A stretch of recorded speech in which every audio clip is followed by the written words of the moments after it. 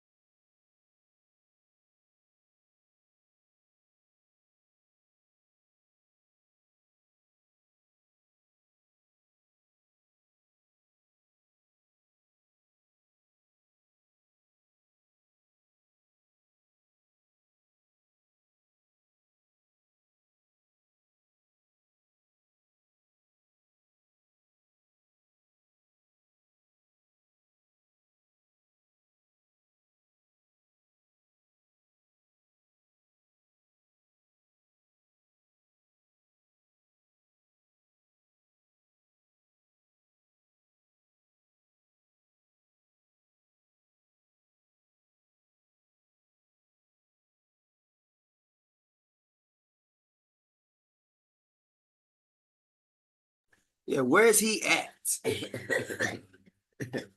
Princess Kayima is like, where is he? Playing with me? He was just here.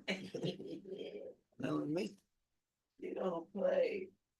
You didn't do no disappearing act. You don't play. I seen him come out that door and come right back in.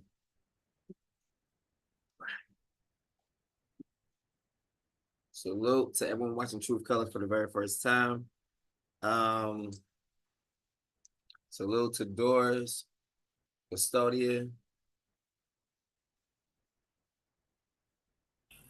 Salute my king and my queen and Princess Kayima. Man.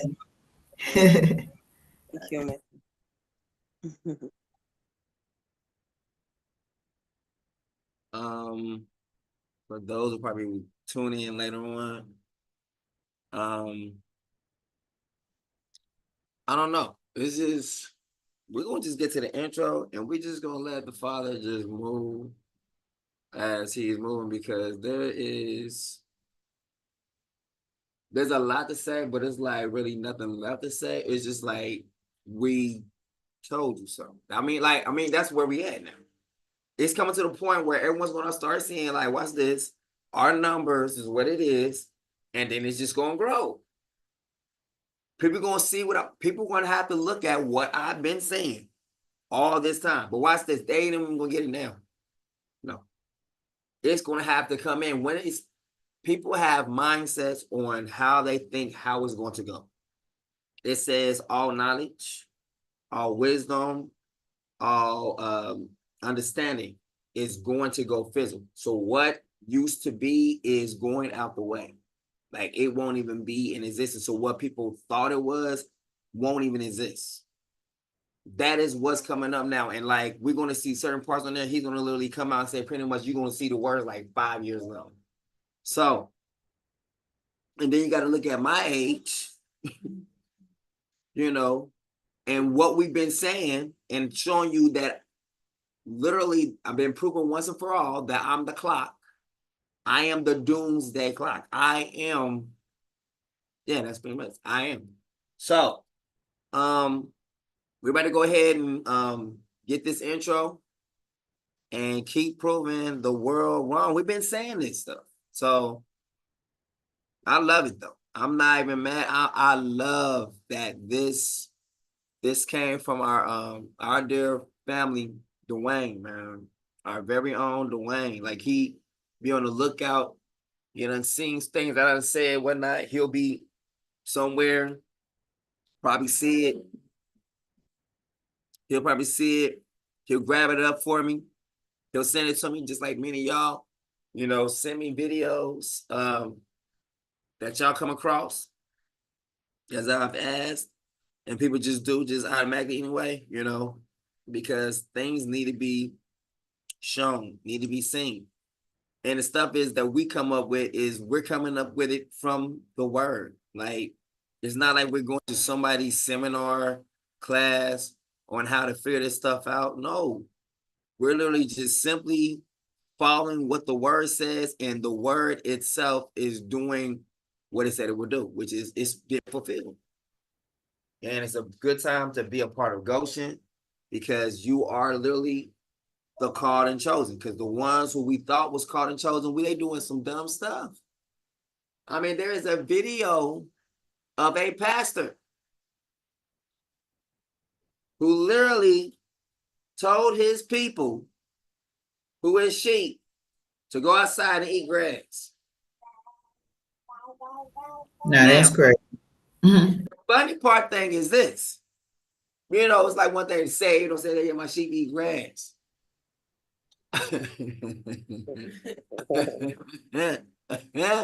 Until you begin to start seeing people run outside to the grass. You know, you're not even play eating. You know how you little kid, you act like you play eating. No. You know, tea time became a little real.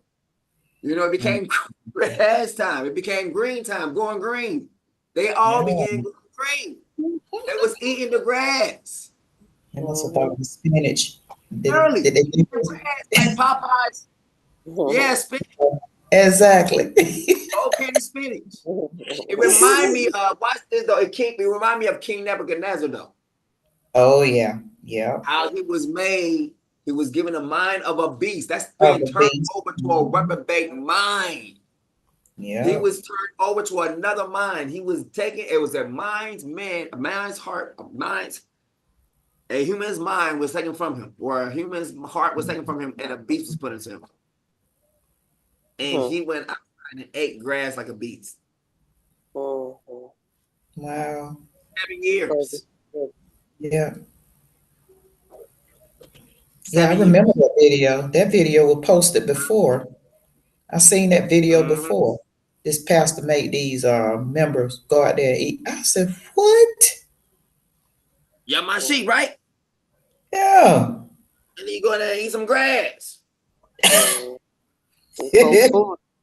Go outside and have some food outside. They thought it was some cabbages or collard greens. I don't know. But they ate grass. Wow. That's Go crazy. now, go. You know what we say? Go now, go. Like, Go. Go get that. Yeah, Eat it. food outside.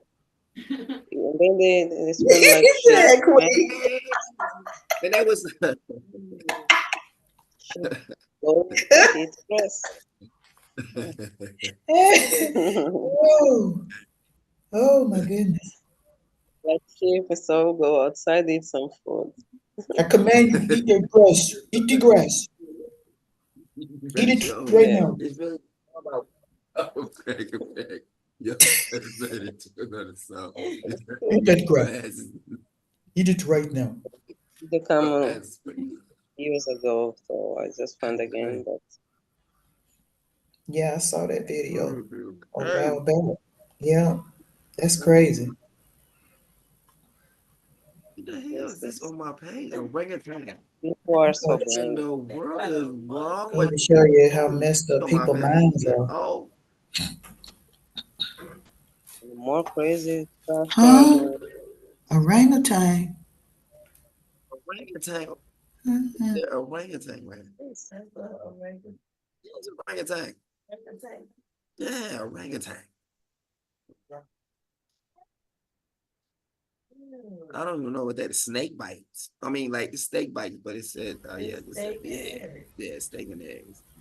I don't eat that sunny side.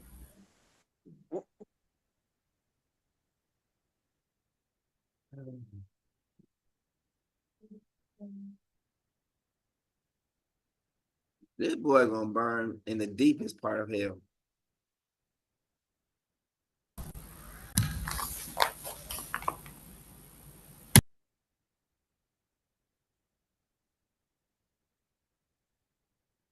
Like, look, the deepest part of hell. Oh, today's Lisa's birthday. Okay.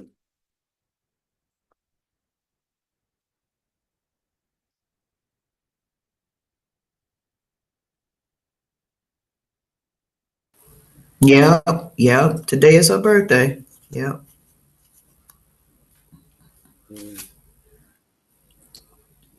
We'll hit this intro, and we'll be back. Mm-hmm. What's about to happen in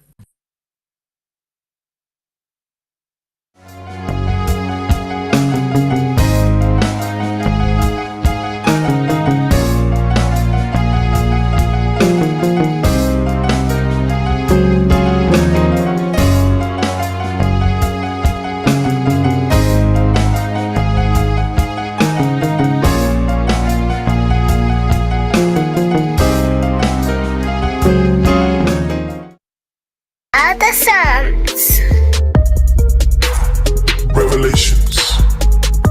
And the third angel followed them, saying with a loud voice, if any man worship the beast in his image, and receive his mark into his forehead or in his hand, the same shall drink of the wine of the wrath of Elohim, which is poured out without mixture into the cup of his indignation.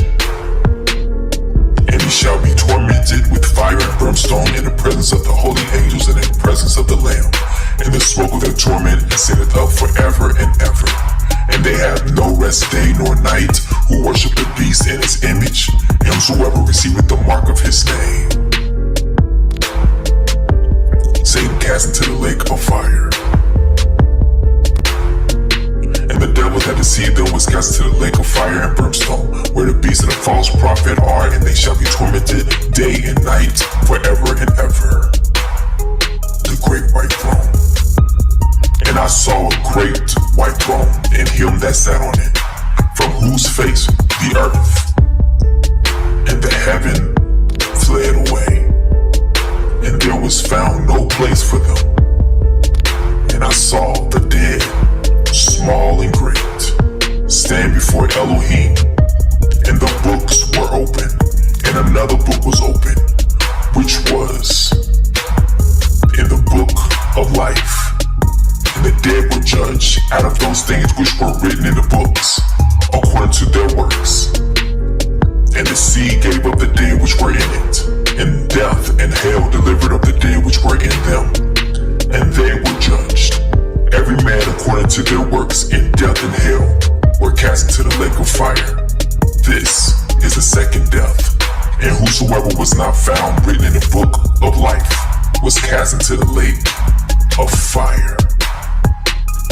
But I will tell you what will happen to cowards and to everyone who is unfaithful or dirty-minded or who murders or is sexually immoral or uses witchcraft or worships idols or tell lies. They will be thrown into that lake of fire and burning sulfur. This is the second death.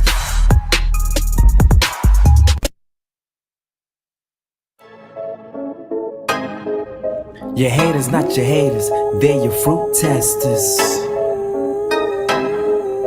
Your haters, not your haters, they're your fruit testers. Hey, who I said your haters, not your haters, they're your fruit testers. Multitude like your haters, not your haters, they're your Beats by Heartofpsalms.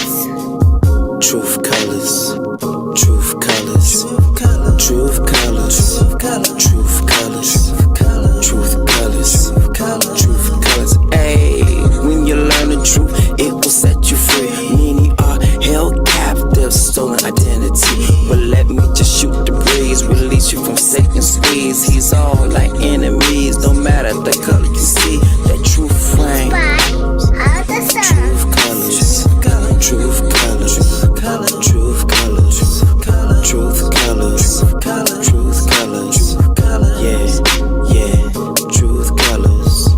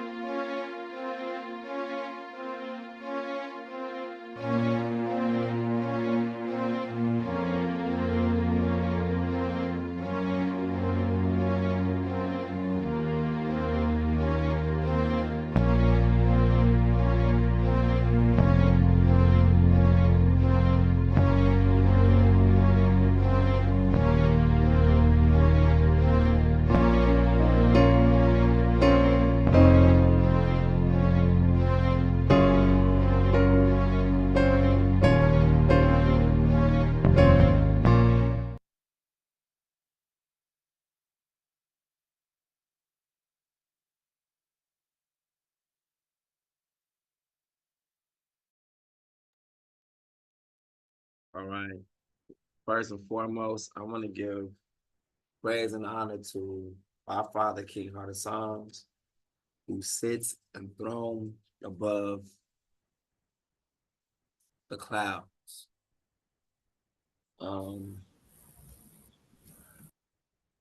There is none like him. And so there is one person who is going to try to make himself like my daddy. Father told me, like I've been saying, to follow the story that is going on, all you have to do is follow one person in the earth, and you will see what is the next thing. It will be very obvious. Once you put the son where he belongs, look at the one who's above him, boom. Now you're about to see what's about to take place. But it's going to take place in so-called human form versus one you can't see and one you can see. Both of these you can see. So it don't really, it's going to fall apart. All right. Amen. Hallelujah. So who am I? Who have the scriptures have detailed me to be?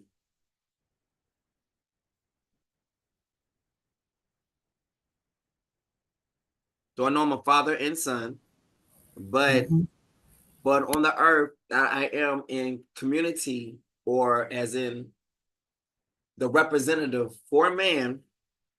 Who am I on the earth? Like father or the son?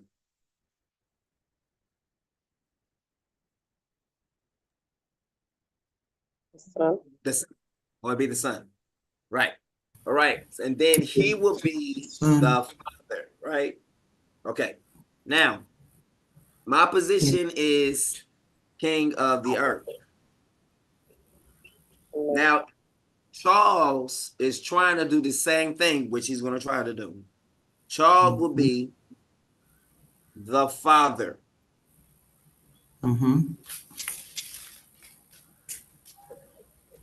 His son will be the king. So Charles is going to leave his position because he's going to exalt himself into a position higher than a king, whatever position that is. He's going to lose, but he's not going to be losing. It's going to be Satan coming out in the flesh. And it's going to be, you're going to hear about it. And when you see me, like, is this really happening? This, I read about this, but you're going to be in a time when you've seen it. He's going to gather all nations to come against Goshen.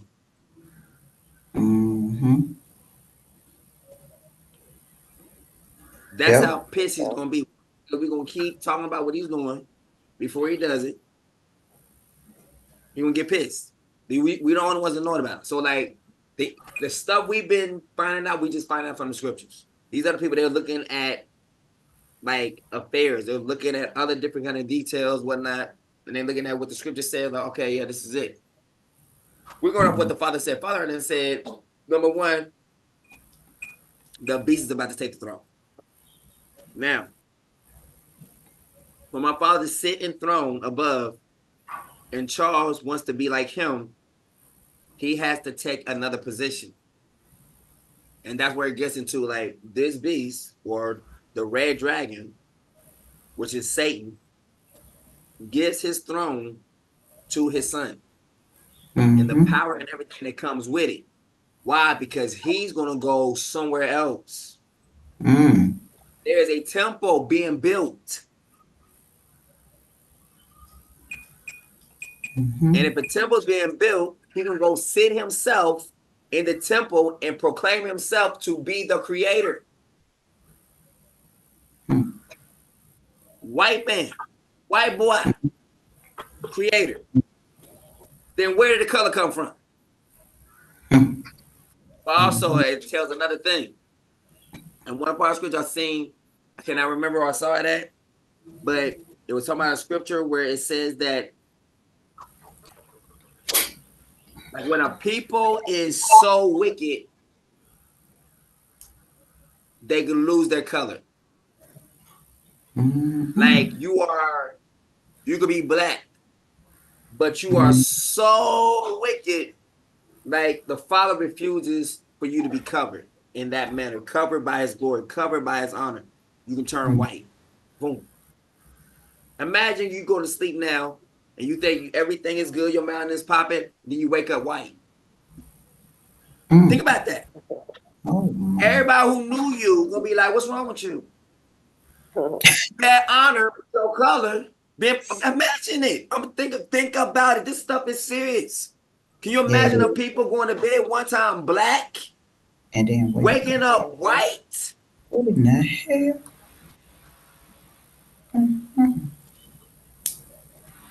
What? That is serious. The world is in shock right now. Gehazi was black. The leprosy got a hold of him and made him white. Gehazi was known to be a dark boy. Yes. Black boy, yes, black boy. When Prophet Elijah was done with him, he was white boy. Him and his whole generation after him. Oh, wow. Exactly. The honor is stripped away. Watch this. The son don't like you. You don't over here. You better when you don't. You better leave up out of here. I'm gonna make lamb chop. I'm gonna make some over dry wieners. You better leave up out of here. Oh, wow. Wow. Can't begin to shake. It shakes afterward. It literally begins to chafe.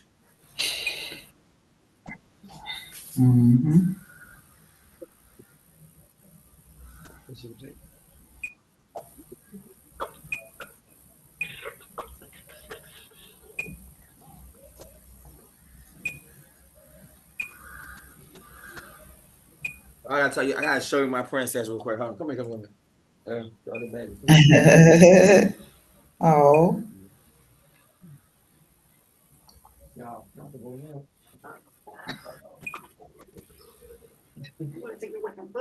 Look at her. Oh. Oh. Shalom, princess. It's coming back. It's coming back. It's back. It's coming back. It's coming back. Shalom. Hey, princess. Shalom. She's looking dead in the screen, too. Hey, princess. Oh, praises. Oh, dearie. Oh.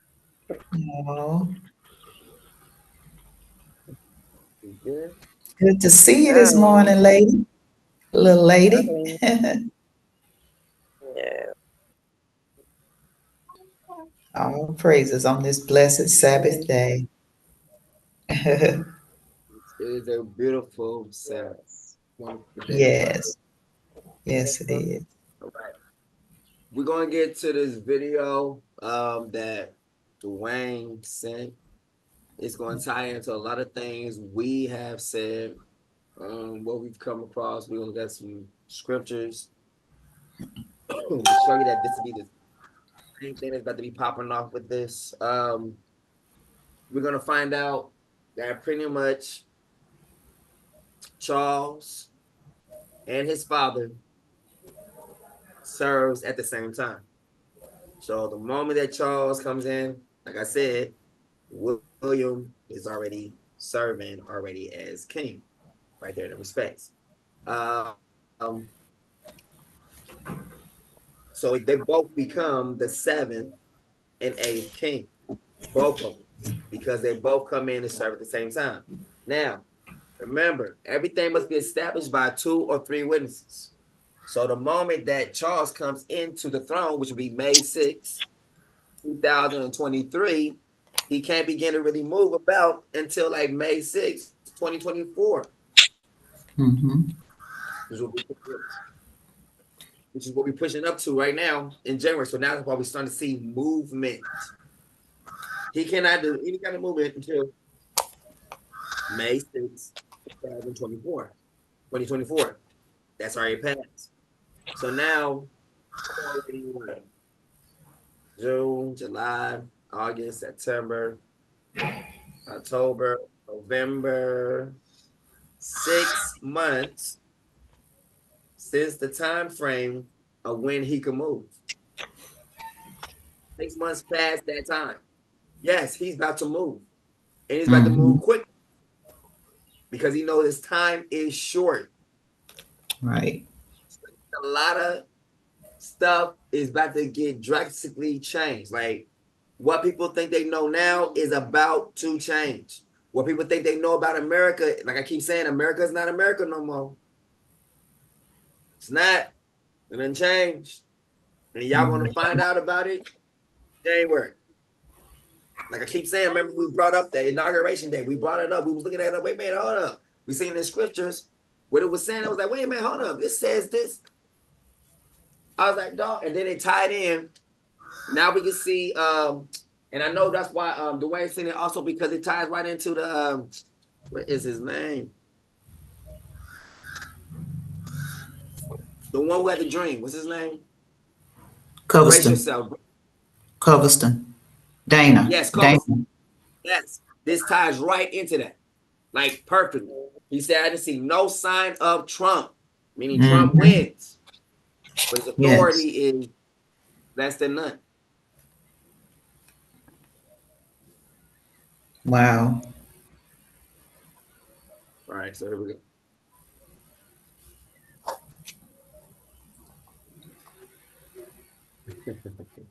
You ready to eat? All right. Eat.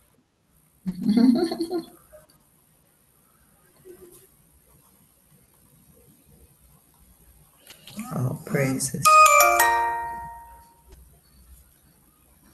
And just keep on popping up. Five, whatever. That's powerful. That is so powerful. You guys are posted it on the same day as this time. This is powerful. I didn't know that. It is.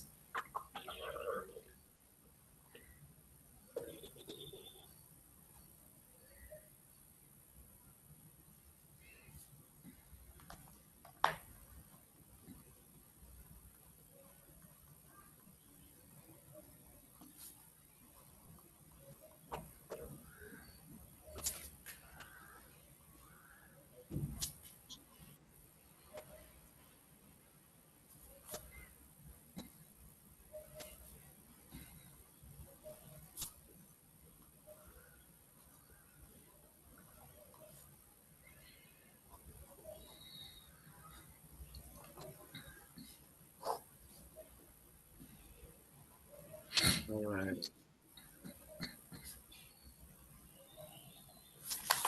Here we go. Pay attention. But watch this. This stuff was said 6 years ago. Some stuff was said 6 years ago. We didn't even get a chance to watch this yet. But we're going to look at this. And then we might come back and watch this. But there's some things that's in my mind that I want to actually go over before that, probably. Trump's election is a sign the Messiah is imminent. So something very prophetic could very well happen in 2025 with the rebuilding of the temple. Okay, Craig, all eyes were on the election, and then all eyes are on President Trump. But meanwhile, I love your research because you see what's going on behind the scenes that no one's looking at with the globalists. And the question is can Trump stop it? Can he stall it? I mean, that's what people are saying. Of course, some people say, oh, he's in on it. Whatever. I mean, so I really, the things that you're going to bring out, to me, they're going full steam ahead.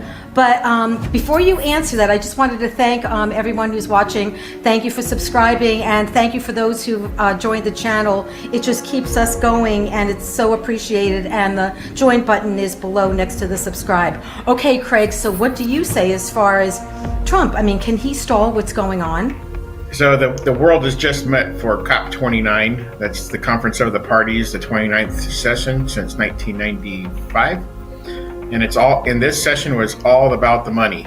How much money the middle class will hand over. That's the private sector. They're talking from ranges of $1 trillion to all the way to $20 trillion. And they want you, the private sector, the middle class, to hand over the money now. So there's a certain amount of money they have to hand over for each year now until 2035. And all they talk about is we want lots of money and we want it immediately because of your carbon emissions. If you give us enough money, all our problems will go away, is basically what they're saying. So and right, so it's about taxing us? Yeah, so there's basically 2 or 3 ways they're going about doing this, and there's the loss and damage reparation funds. This blames the weather on our modern world problems that we have. It's via lawnmowers, your leaf blowers, your weed eaters, your cars, and anything that the factories are producing. So your food processing plants, your chicken plants, and your cow farms. Therefore, you need to pay up and pay for the climate change on all these poor countries, the island nations of the world. The second way is through carbon markets, and this is basically the Republican solution that the GOP is all gathered together on to this alleged problem of climate change, which includes putting up a price on carbon dioxide. We all produce carbon dioxide, so they're going to tax. The idea is to tax everything. I'm out of breath. Everything. Tax our breathing, right? Yeah. So it's basically a tax on breathing. We are going to charge you for emitting your carbon dioxide. Everything you do, they'll tax, regulate, and control. Tax, regulate, and control every single human activity imaginable, and then weaponize it with a social credit score. Like China. And this is being propagated by the Republicans that are in office now.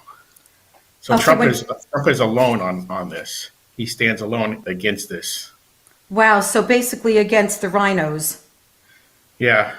So at the COP convention, the globalists there, the deep state, is very worried over the Trump election because Trump calls the climate agenda and the Paris Climate Agreement a scam to benefit the communist Chinese.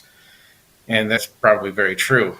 But the GOP has brought 5 of their delegation there to COP to assure the climate negotiators that they all support parts of the Biden climate agenda. So this was going on behind the scenes. The GOP is actually supporting this agenda. Goodness, so okay. Trump stands alone, at least from our point of view right now, that he stands alone against this agenda. So the GOP has changed over the last 4 years with the Biden administration. So this train wreck that's coming ahead of us, it will be very difficult to stop under Trump. Now, you said there were 5 GOP that went, but were there any Democrats that went? Yes, there's Democrats too. The governor of Washington State was one of them. I know he was there for a fact. Okay, so basically both sides. Both sides are playing the same game, but the Republicans are doing it in a different manner, but they're going down the same path. Okay, can you say what the difference is of how they're doing it? So it's the carbon markets. That's their philosophy rather than the loss and damage. Okay, so what is the difference between both of those? I'm sorry, I don't really totally understand. So the loss and damage fund is that you have to put money into these funds, trillions of dollars, to help change the weather. So they have to, for a greener economy. And then the carbon markets are putting the price on your carbon dioxide. So you have to pay, the consumer has to pay through their product. The person behind the scenes pulling the strings was none other than King Charles. So basically there are 3 COPs that occur either biannually or annually, and it's the one on climate, which we just had. You also have one on biodiversity, and we have one on desertification. And so desertification is on land use, and biodiversity, that we just had COP16 about a month ago or so, and then COP29 is the big event. So what King Charles is calling to do is to combine these 3 COPs into a mega COP. So they have one mega COP every year, rather than 3 Conference of the Parties. And so this will be introduced in 2025. Okay, and will it be at the end of the year again? It'd be at the end of the year again in Brazil. Oh, that's very interesting. Yeah. It's very, very interesting that he wants to combine it, end of the year and Brazil. I mean, isn't Brazil where that statue of him Yeah, it's a statue of him saving the world. Okay, now, Craig, people will say, okay, they have these COP meetings, but are there really, truly any big changes that happen? Now, I have people contacting me telling me that even at their jobs, things are changing concerning like climate and what they're allowed to use and not use and do and not do. But, some people are not aware. I mean, what kind of changes are they, or how are they going to force these things or enforce it? Like, let's say in the United States. Well, from my point of view, you go to Home Depot or go to Lowe's and try to buy a gas-powered blower, especially on the West Coast, or a gas-powered weed eater or a gas-powered lawnmower. Everything's being shifted over to battery power. And the cars is the same thing. By 2030 to 2035, they want a majority of the cars to the Tesla type of car. So it's all battery powered. And are these battery powered vehicles, whatever the machine is, are they really sustainable? And the answer is no, because once the battery dies, you have to get a brand new car or a brand new blower, a brand new lawnmower. Another way is if you go certain vacation resorts. So if I go to the vacation resorts, they don't give you a large key anymore. You have this sustainable key that you put around your wrist and it gets you in and out of your room. So that's another way that they're trying to not throw away so much plastics. So it's not always a bad thing, but you can see the transition that we're having. And they'll mention at these resorts that this is a new sustainable practice. And that's the key word to watch out for. Very good point. Yeah, and I do see that all over the place. And then, of course, this is sustainable food bugs. You'll see it at McDonald's. Even my local McDonald's had these big posters out for sustainability. They're no longer there, but prior to 2020, those posters were hanging. But I'm seeing that all over the place, even with even clothes. This is sustainable clothes. The clothing market too. In fact, what I'm wearing. Don't tell anybody. Right. But I mean, the main thing is that they want to tax us. It's Giorgio Armani, so this is the number one sustainable clothing line. So the desertification COP is to be held next month in Saudi Arabia. Given that the climate and nature are one independent issue, the private sector is increasingly, that's the corporations of the world, are asking if a single COP is a better way forward.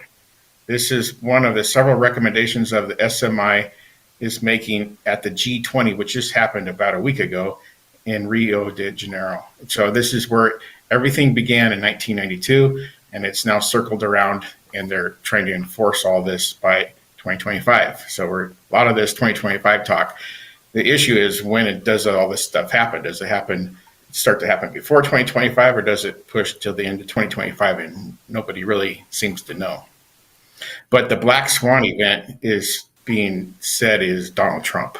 So that's the wild card, the joker, supposedly, that these globalists don't know.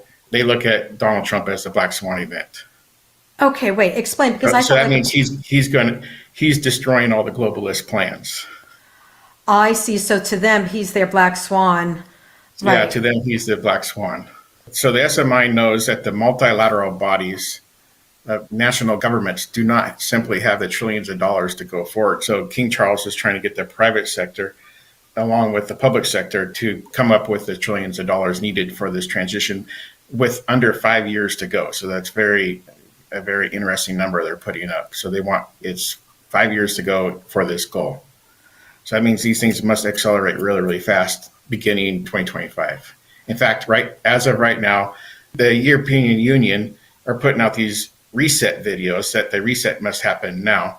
And so all these countries, Spain, UK, France, etc., are putting these reset videos out in order to get people ready for this great reset that they need for the next 5 years. So the CEO of the Sustainable Markets Initiative says that their way forward to 2030 is increasingly being outdated and inefficient. So in the spring of 2025, the SMI aims to demonstrate to the world a better way to align our global assets to this task, and that is done under King Charles. Okay, so in the spring, there could start being major changes. There's going to be some major changes. And the number one is the world needs a single COP. with a private sector at the table. So they want the private sector to take control. That's a tenocracy in the days ahead. So the merchants of the earth will mourn when they see Babylon being destroyed in 1 hour. So there we have the tenocracy ruling in the last days. Okay, so Craig, to you, who is Babylon? The religious political system that's Rome. So they're saying this is based out of Rome. So this is a Roman agenda. And so their Sustainable Markets Initiative is telling you it's Rome. Okay, right. So King Charles and the Pope in on it together. Yep, they're in on it together. And they're saying it's all controlled under Rome. So I'll bring that up later because it's going to come up again. Okay, yeah. And you also have some other interesting things that are going to be happening in 2025, but keep on going. So beginning in 2025, King Charles has put, and the SMI have come up with a private markets decarbonization roadmap 2.0 for these companies to follow in the days ahead. So this was done at COP29. This includes their strategies to overcoming barriers, mobilizing incentives, and accelerate the adoption of effective climate solutions. Their role remains central to achieving the 2030 targets. So it's with 5 years to go. So there.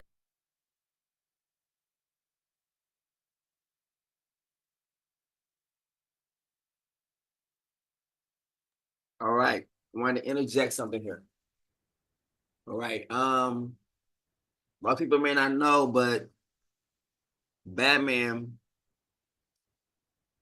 I think it was Batman, his father was the one who has been said to have started the Illuminati. Okay.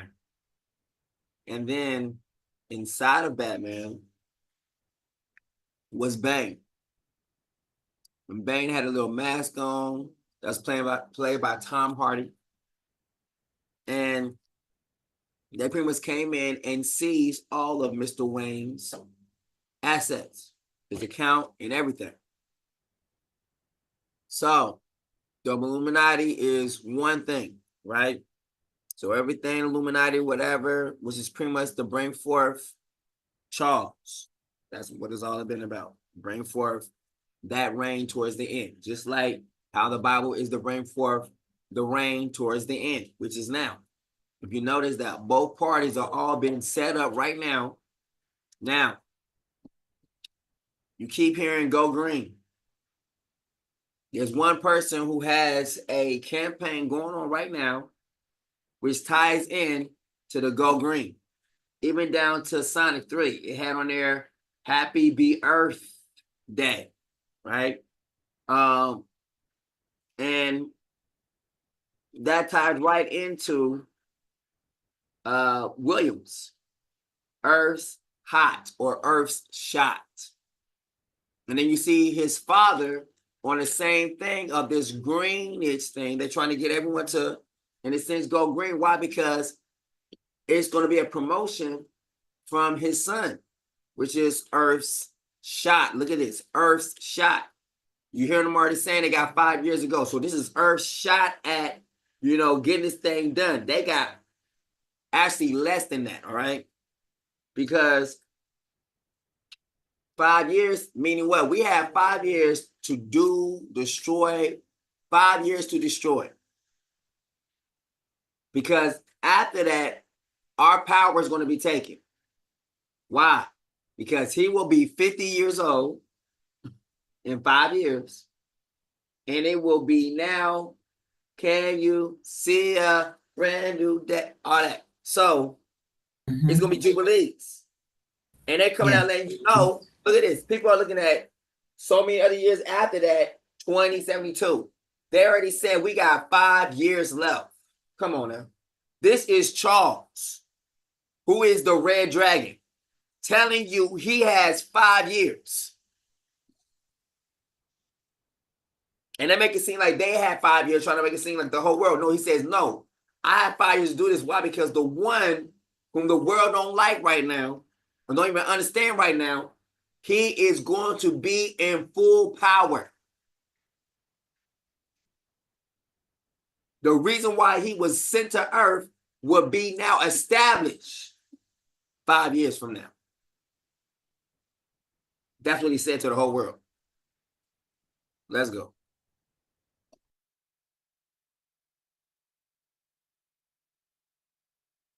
interesting things that are going to be happening in 2025, but keep on going.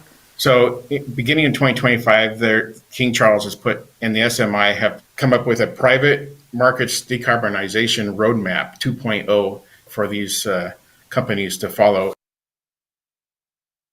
All right. Now in Illuminati, they speak what? Double talk, right? I mean, you can be talking about something, but you can be talking about something else all at the same time, right? So you could be saying decarbonizing, but notice most people don't really call us, well, we call ourselves black, but they don't really call us black like that. It was saying the non-carbon or zero carbon solution.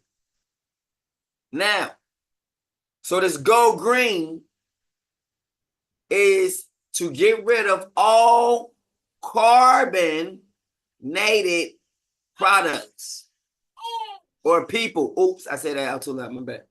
Carbon people. I mean, dang. Carbonated people. Yeah. Melanated people. Now, black people. Because carbon is dark. Exactly. Carbon is dark. Yes. And therefore, this getting rid of carbon is an attack coming to our people. And watch this, no one will be able to stop it. They're coming in full force. The Bible literally says that the enemy comes in and breaks the power of the saints. He breaks their power. How does he break their power? This is what Daniel was praying about. And he said this last one was the worst of all. That's what's about to come upon the whole world right now.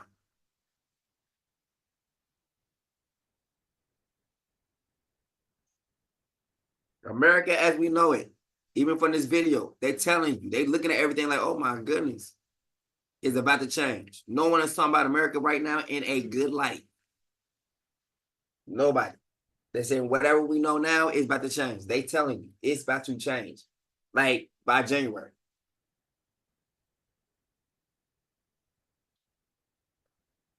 They predict by January. Based off of the mandates or based off of what Charles is saying, he's already putting it out there. He's trying to put it out there to the whole world. Look, I am here. Whatever you had, whatever you thought you had, whatever it used to be is no more. And do you think he's going to care how anyone feels about what he says? What about crying mothers, crying fathers? What about the poor? What about the rich?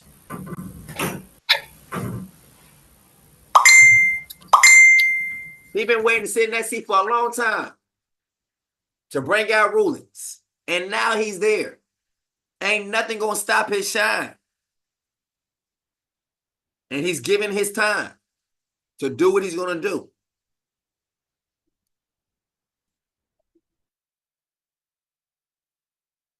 In the days ahead. So this was done at COP29. This includes their strategies to overcoming barriers, mobilizing incentives, and accelerate the adoption of effective climate solutions. Their role remains central to achieving the 2030 targets. So it's with 5 years to go. So there you have behind the scenes what was going on at year number 1 of 7 of King Charles Business and Philanthropy Forums being discussed at COP29. Right, and there's more things that have been going on behind the scenes. Now, there's a question that I've seen, like in the comments. People were asking, and also I think I saw this on your post too. People were asking, when do you think King Charles will start to reign? My opinion is by January 1st. Okay, right. Interesting. But right. I'm not going to say that's 100%, but there's a high probability this happens by January 1st. And there's a reason for that. There's a day of peace, a World Day of Peace on January 1st. And then there's the International Day of Peace on January 19th, one day before the inauguration. but it has the same theme as January 1st. And it's Pope Francis's theme of forgive us our trespasses. Hold on, that's tomorrow. That is tomorrow. January 1st is tomorrow. Yes. Amen. Oh, hell no. Nope. Mm. Nope. Tomorrow is already so-called New Year's Eve. Grant us your peace. And he wants King Charles to be that man of peace. Interesting, But right? I'm not going to say that's 100%, but there's a high probability this happens by January 1st. And there's a reason for that. There's a day of peace, a World Day of Peace on January 1st. And then there's the International Day of Peace on January 19th, one day before the inauguration. But it has the same theme as January 1st. And it's Pope Francis's theme of forgive us our trespasses, grant us your peace. And he wants King Charles to be that man of peace. So Trump wants to take out Hamas and Hezbollah before January 20th. And so there's certain peace agreements or days of peace talks ahead in 2025. There's the Basel Peace Forum. It takes place January 23rd, 2025. The United Nations will undertake a comprehensive review of its peace-building architecture. The review will access the UN's work on peace building, sustaining peace, and will aim to improve in all these areas. The review will also build on developments since the 2015 PBAR, that's the Basel Peace Forum, and the 2016 dual resolutions on peace building and sustaining peace. So a lot of talk about peace. Then you have the Universal Hour of Peace Day, which promotes peaceful activities and a goal of a world without war. This takes place December 31st, 11:30 p.m. and 12:30 a.m. January 1st. So the midnight hour. They're saying this is the Universal Hour of Peace Day. Again, I don't remember all these different peace days in January. Yeah, me neither. Right. So when they're saying peace, I mean, this is, but meanwhile, Trump really, he wants, everything to stop with, in Israel. And of course, then, Craig, then people say, well, see, if he stops that, well, then he's the Antichrist. You're seeing the same stuff that I'm seeing. And what's your answer to that? I mean, one of my things is he's not even for any of the stuff that the globalists want to do. He's against their agenda, but you know better than I do. So Rabbi Midrash hints that Trump will return the glory of the Western world by rebuilding the Third Temple. And he believes that Donald Trump is the spiritual descendant of Rome, the nation that destroyed the Second Temple. It's really important to note that it is Rome that destroyed the Second Temple, not Saudi Arabia or Assyria or Iraq. It was Rome. And the leader at that time, what we know from scripture and also from history, was Titus that destroyed the Jerusalem in 70 AD. And Titus originally ruled under Rome. He ruled from Great Britain and Germany. So his leaders those that were with him to destroy Jerusalem came from those two regions. So he believes that Trump is going to fix the sin of Rome by returning the glory to the Western society. Okay, but you were explaining to me before that they don't think he's their Messiah. No. So Trump's election, he says that Trump's election is a necessary element of the redemption and a sign of the Messiah is imminent. That is why Donald Trump in Gematria, the Hebrew numerology, adds up to 424, which is the same as Mashiach ben David, Messiah from the house of David, according to this rabbi. Rabbi Berger points out that this certainly does not mean he will be the Messiah, but it indicates that he will play a role in preparing the way for the arrival of the Messiah. And he goes on to say he clearly has this inclination. This connection was so evident in Trump's connection with Jerusalem that in 2018, the Sanhedrin minted a coin with the profile of Trump, and I have that coin, superimposed over the image of the Persian king Cyrus, who facilitated the building of the Second Temple in Jerusalem that ended the Babylonian exile in 538 BCE. Cyrus was not Jewish. He makes it very clear that King Cyrus was not Jewish that rebuilt the temple in Jerusalem. Okay, so, and what is Trump's connection as far as any of the people that are going to be on his administration and connected with rebuilding the temple, which, again, you have a very good answer when people say, well, see, if the temple ends up being rebuilt, Trump is the Antichrist, but you had a really good answer to that, because does the Antichrist have to rebuild the temple? I mean, where does it say that? The Bible doesn't say who's going to rebuild the temple. The Bible just says what happens at the midpoint of the tribulation, that the Antichrist sets up his seat within that temple. So, and with the talk now, this thing could potentially happen if these wars progress at the speed they're progressing. Could potentially happen, a declaration by the spring of 2025. So the U.S. Secretary of Defense, Pete Hegseth, so he's a nominee. I don't know if he's been officially instated, but on building the Holy Temple, he says 1917 was a miracle. That was the Balfour Declaration. 1948 was a miracle. That was Israel reborn in a day. 1967 was a miracle. In 6 days, Israel defeated 3 Arab armies, gained territory 4 times its original size given to them in 1948, and became the preeminent military power in the region. In 2017 was a miracle. On December 6, 2017, President Trump formally recognized Jerusalem as the capital of Israel. So something very prophetic could very well happen in 2025 with the rebuilding of the temple. Right. And then also, can you go to what happened in 2018? Because I thought that comment was interesting that Pete Hegseth said. Yeah, at a conference in Jerusalem in 2018, he goes and states, there is no reason why the miracle of the reestablishment of the temple on the Temple Mount is not possible. And now we have that talk once again happening right now. There's a lot of temple talk.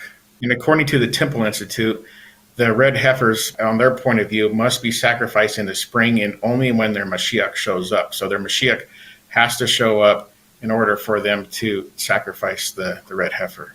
And so there's one man waiting in line to go to Israel. Once there's an agreement between Palestine and Israel and the establishment of a Palestinian state, and it's none other than King Charles.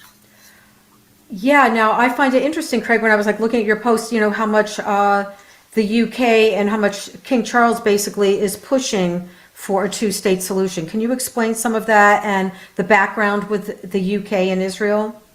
So the Foreign Office's position of the UK has always been that the head of state, the king or the queen in past, will not visit Israel until a final peace agreement is made with the Palestinians. That's their official position. So Israel gets penalized until there's a peace agreement. The UK-Israel Strategic Partnership Memorandum of Understanding 2021, dated November 29th, was published under the 2019 to 2022 Johnson Conservative Party in the UK.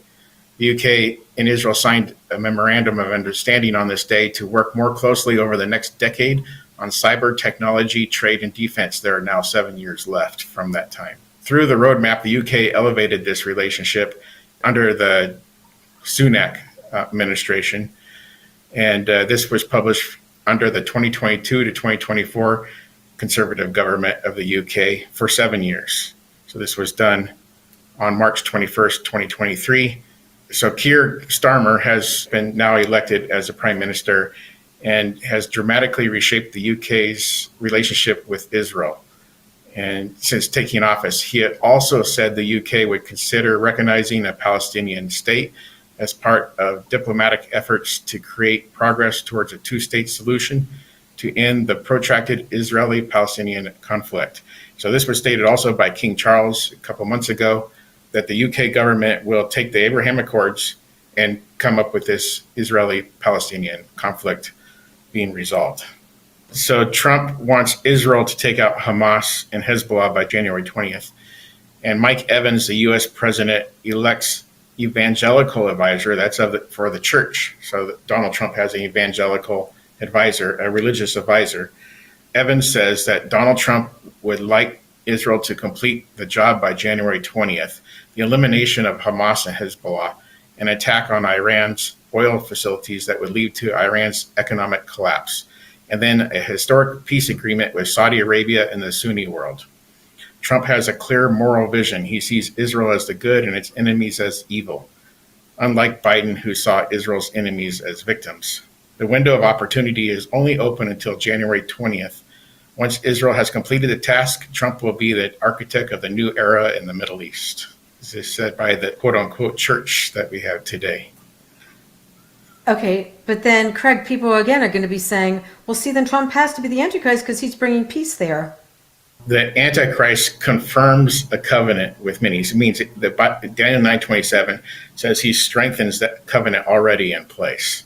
For this to happen, hypothetically, we have to have a peace agreement by the end of December, and then the Antichrist steps in and strengthens a deal that's already in place.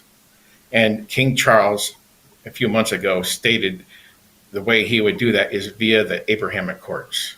How I view it is he'll take the Abrahamic Accords and he will hijack it before Donald Trump gets in office January 20th. So the state of Israel and the UK have enjoyed a fruitful diplomatic relationship other than in recent days because of this warrant to arrest Netanyahu. So UK stands with that warrant and says they will arrest Netanyahu if he goes to Great Britain. Okay, wait, what's their reason? Because the ICC has stated that there are being war crimes in Gaza. It's a very interesting play right now that I don't know how it's going to work out. So it's something to watch in the days ahead. So, but basically, you can see the two-sidedness of the UK. So I want to make that really clear. There's two sides of the UK. There's a side that supports Israel, and there's also a side that goes against Israel. And ultimately, it's that two-state solution. And we see in Scripture where the Antichrist will appear to be their friend in the first 3.5 years of the tribulation, and then he breaks that covenant in the middle and turns against Israel. And so we're seeing this two-sided play within the UK today, in our day. And so I want to make that really clear that the UK is not to be trusted in regards to Israel. So there's a long history, though, between the UK and Israel, and with cooperation and agreements and signings between Israel and the UK. 2024, the new government under Starmer and on behalf of King Charles III focused on the need for immediate ceasefire and a political solution in the Middle East. Updates to a deal will be announced through the foreign, you can look this up online because they update almost daily, the Foreign Commonwealth and Development website. They also have their own page on Facebook where they update. In November 2021, the British government and the Israeli government signed the Memorandum of Understanding elevating the UK-Israeli bilateral relationship to a strategic partnership. This represented a signal of intent for both countries to cohere, deepen, and expand cooperation across our mutual priorities for our mutual benefit. So it's all about the money. So this is why this is going on, and for digitalization of markets and also what goes in the arm. So it's also pushing that agenda. So we saw that in 2020, how Israel was the leader with that technology, and the UK and Israel are merging on that technology in the days ahead. Who's going to push this, Mark? A lot of people can argue it's the USA. I have no issue on that, but it's also Israel at the same time. So whatever is going to go to your body, well, Israel is known for their technology. So they're very smart people. So they'll figure out how to merge that technology to go, if possible, in your forehead or in your right hand. Right, and then that's with a partnership with the UK. With a partnership with the UK. In 2019, following the UK's departure from the European Union, Israel and the UK signed their first free trade agreement, which came into force January 1st, 2021, and replaced the Israel-EU free trade agreement. The UK and Israel are in negotiations to upgrade and expand the existing FTA. In 2018, Prince Charles of Wales traveled to Israel for the first official visit of a member of the royal family.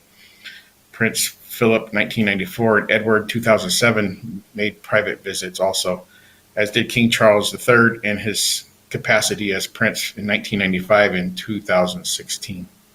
In 2016, Britain became one of the first countries to formally adopt the new definition of anti-Semitism, published by the IHRA. The definition reads, anti-Semitism is a certain perception of Jews which may be expressed as hatred towards Jews. Rhetorical and physical manifestations of anti-Semitism are directed towards Jewish or non-Jewish individuals and or their property, towards Jewish community institutions and religious facilities. The UK assumed the IHRA presidency on March 1st, 2024 for 1 year. So we have this this goes until March 2025. So very interesting connection there where this could definitely fit within the confirming of a covenant. Interesting, right. And so the IHRA stands for? Stands for the International Holocaust Remembrance Alliance. And there'll be more talk of that, I believe, in January 2025. So that could happen as well with King Charles, because he backs up. Actually, he went to Israel, I believe, in 2020 and did his speech in Jerusalem on behalf of the Holocaust remembrance that they have in Jerusalem. So, right. So it's like you said, it's like two sides to a coin. I mean, they're like for Israel, against Israel. Yep. And same with the U.S. You can see that in the U.S. between the GOP and the Democrat Party. So the Democrat Party is against Israel, and the Republican Party always votes for Israel. So you see that in our own parties. But in the UK, it's like all over the place. So you can see in their political agenda, they're playing both sides. In 2011, the British Embassy in Israel launched the UK-Israel Tech Hub. I just brought that up earlier, a non-for-profit venture to drive economic growth by helping British companies partner with cutting-edge technology from Israel. So we see this in play with the company Watergen, for example.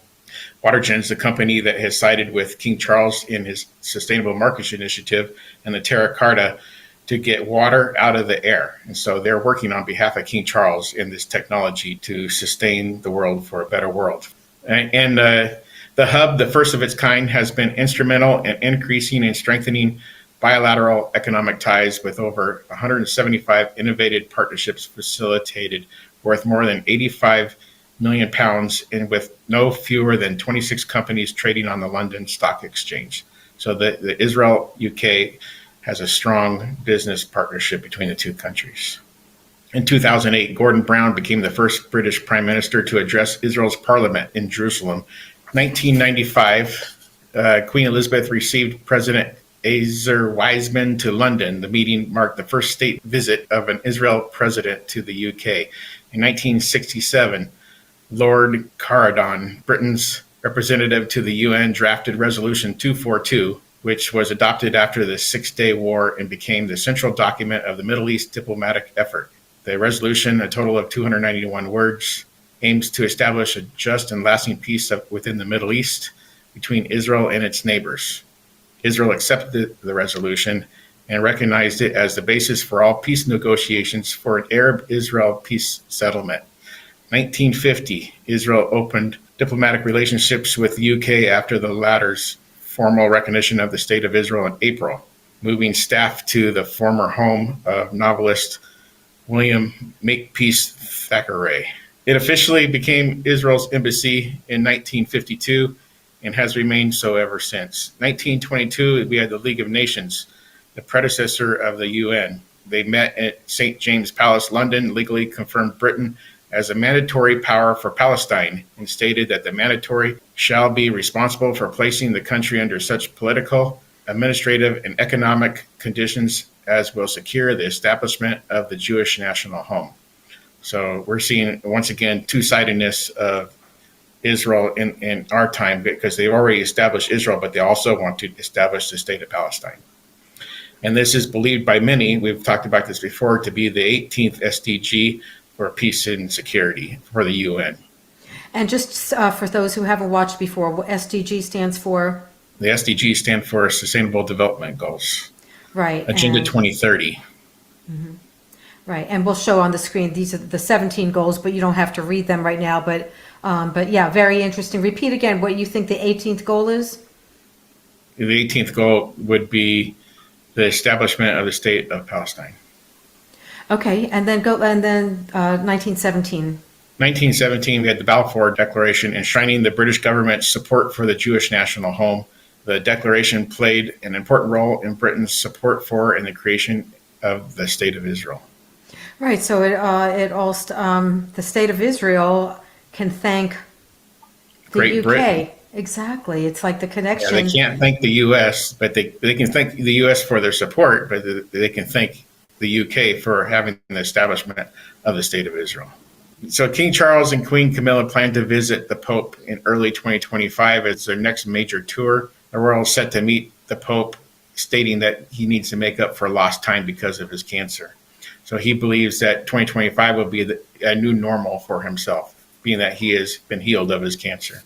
Ah, right, because it's just been looking like he's kind of vanished and no one knew what he was doing for a while, and now he's going to be more in, not behind the scenes, but everyone's going to be watching what he's doing. But also, it's interesting that he's meeting with the Pope, and the Pope is very much against Israel too.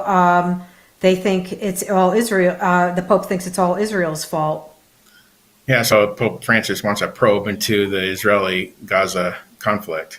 So that's basically a slander to the state of Israel. So we have that with the UK government basically slandering Israel and wants to arrest their prime minister, and we have the Pope doing basically the same thing. So in 2017, Pope Francis presented Prince Charles then of a bronze sculpture of an olive branch in a white box and told him it was a symbol of peace. He stated, "Wherever you go, may you be a man of peace," he told Prince Charles. And Prince Charles replied, "I'll do my best." And now King Charles, in the days ahead, has this opportunity to have proven it. So we're going to, I think in the next, I don't know, we're so close to this thing happening. So as soon as there's peace declared in Israel, that's the time to really start paying attention. And that could happen as you and I are speaking, because these things are moving at a very rapid pace. There's actually a book written about that's called King Charles the Wise. So it's a hypothetical book and a book a lot about mythology, but it foresees the birth of a united world through King Charles. And you can't make this up. So it states that the author of this book describes how Zeus sends Minerva, the goddess of wisdom, as an ambassador to Prince Charles in Buckingham Palace. Zeus wants a democratic world state to end all wars.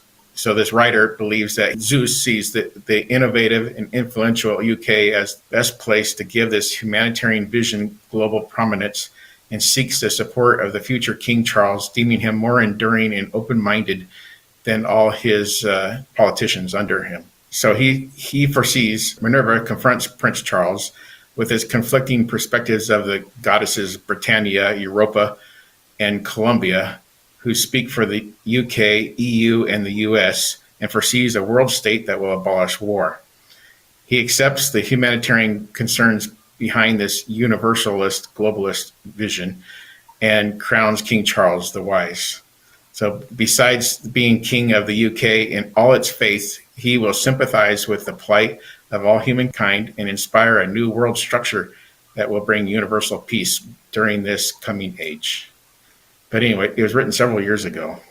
Okay, so that's basically then what their prediction is of what King Charles is going to be doing. This is a UK perspective of their prediction of what King Charles will do. There's another document, I don't know if it's still up, that was on the internet that stated King Charles will be the 8th king of the revived Holy Roman Empire. That was on the web from the UK. That was on the web right after he was coronated in 2023. So this book is basically a typology of what is to come. So you can see behind the scenes what the globalists are also looking at, who is their leader, because they actually say, the SMI says they look up to King Charles as the one who's going to solve all their problems. We just had the G20 in Brazil, and that's the birthplace of the Sustainable Development Agenda was in Brazil in 1992 under then Prince Charles of Wales. And the leaders, they're tackling social inclusion, hunger and poverty, sustainable development. Here we are again. All leaders are talking about the sustainable development, energy transitions and climate, and global governance institutions. So they go on to state that there will be no sustainability nor prosperity without peace. To reap the benefits of our joint efforts, we must equip the world with a reformed global governance. So here we have a new order being talked about at the G20. The G20 leaders called for comprehensive ceasefires in both Gaza and Lebanon. So there's a lot of talk about Gaza, Lebanon, and Ukraine and Russia. So this all plays into this global order. So they go on to say, where Israel is fighting respectively against Hamas and Hezbollah, so affirming the Palestinian right to self-determination, we reiterate our unwavering commitment to the vision of a two-state solution where Israel and a Palestinian state live side by side in peace, the document says. And it goes on to say, the UK updates its mission to the UN. We shall make the UK more secure and prosperous by making the UN more effective and efficient at delivering peace, sustainable development, human rights, justice, and humanitarian assistance. So this is what to expect from the UK in the days ahead, that they're going to strengthen some sort of peace agreement out of this Gaza-Israeli conflict. So the UK is clear that the occupation must be brought to an end through a negotiated solution with a unified Gaza and West Bank, including East Jerusalem, in line with the 1967 lines, and agreed land swaps under the effective control of the Palestinian Authority, with Jerusalem as the shared capital of both states, and with a just, fair, agreed, and realistic settlement for refugees. Peace must be promised upon a safe and secure. There we have those terms, like once again, biblical terms again, peace and safety. So we have it upon a safe and secure Israel along a viable and sovereign Palestinian state. This was dated 22nd November 2024 from the UK. So we have a major move with the UK to, like I said before, to hijack this peace agreement in the days ahead, whatever that may be. Obviously, it fits in with the Abraham Accords and the UK-Israel bilateral agreement. So those somehow that all works in with this, and the Sustainable Development Goals. That's all part of this agenda as well. So what might King Charles confirm in the days ahead? He will likely reveal in an address to the world. This will occur on December 24th and 25th, depending on where you are in the world. So, and along with Pope Francis's speech, which he'll have on the same day. So we have, at this point, the potential Antichrist and the potential false, that we kind of know who the false prophet is. It's the false prophet's the Pope. But anyways, these two men speak on the 24th and 25th of December and will address the world. And King Charles will most likely reveal through his address his resolute solidarity with the Israeli and Ukrainian people against Iran and its proxies, and Russia's unprovoked aggression, in highlighting the existential challenge of the climate crisis, and with it make a greater covenant already in place to play his role as a sustainable king. King Charles views himself as God's replacement on earth, and you can see this through his Astra Carta seal, God's replacement and protector of all the universe, and the protector of all the earth through his Terra Carta seal. So these the two seals of the king tell you what he believes himself to be as savior of the world. He wants this for the harmony of nature, people, and planet, to care for the infinite wonders of the universe, is how it states on his seals. So I think that's really interesting in the days ahead to see how this is going to play out. But nobody knows what that speech is until he makes that speech. There's also on Telegram, there's a high expectancy that there'll be World War III by Christmas. And if not by Christmas, within days after. Right, because they want that before Trump, before the inauguration. So they want a World War III. And then I'll also mention that it's been in the news that Iran, Russia, and Turkey will be meeting early in 2025 to discuss how they're going to deal with Israel. So there's no date yet given, but those three countries of Ezekiel 38 plan to be meeting to discuss their response to Israeli aggression. Wow, so a lot of different stuff is coming together for end-time prophecy. It's all coming together, but we don't know the day yet. Now, do you think Trump can slow anything down of their agenda? Perhaps the Paris Agreement, he'll slow it down on the U.S. side, but these guys are moving full ahead with or without Trump, and that's their full intent, is to go on without Trump. So they want to destroy the U.S. economy, preferably before January 20th, and have your Black Swan event, whatever that'll be, and then Donald Trump's presidency is ruined from before he even steps in. Right, so it's kind of making him incapacitated to really get anything done. Yeah, to get anything done. And the Noahide laws has updated their website. They're going to move ahead with the Noahide laws under Donald Trump.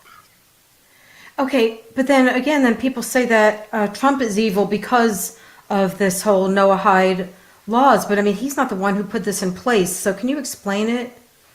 So the Noahide laws, according to the Talmud, the Jews are obligated to the 613 laws of the Old Testament. So they're still attempting to follow their laws, even though there's no temple today, of Judaism. But they believe the Gentiles must have 7 laws. And those laws are binding on all humanity. It's to establish laws to prohibit blasphemy, to prohibit idolatry, to prohibit bloodshed, to prohibit theft, and do not eat flesh from a living animal. So all these laws on the surface look really good. But if you dig deeper, these Noahide laws regards the worship of Jesus Christ as idolatry. So these are the same laws that the Pharisees basically had established to crucify Jesus Christ. It would be used in the tribulation to kill the Christians. Right. Yeah, I've been seeing the same thing. Right. So then they would say, right, if you don't give allegiance to the Antichrist, but you give allegiance to Jesus. So basically, yes. So your allegiance will be to their Mashiach, to whoever their savior is, King Charles, for example. And then if you worship Jesus Christ, that's considered idolatry, and you're going to have to pay with your life because of that. So that's why a lot of these Christians take note of these Noahide laws, which I believe was signed under Donald Trump. And it was also introduced under Bush. So these talks have been going on for quite a while. Okay, wait. Okay, so this is alarming because, all right, you're saying that it was signed under Trump. I'm not understanding.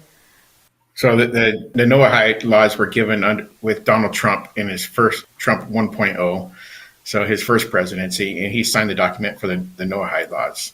And last year, on the same day, they signed the 7-year UAE agreement at COP28.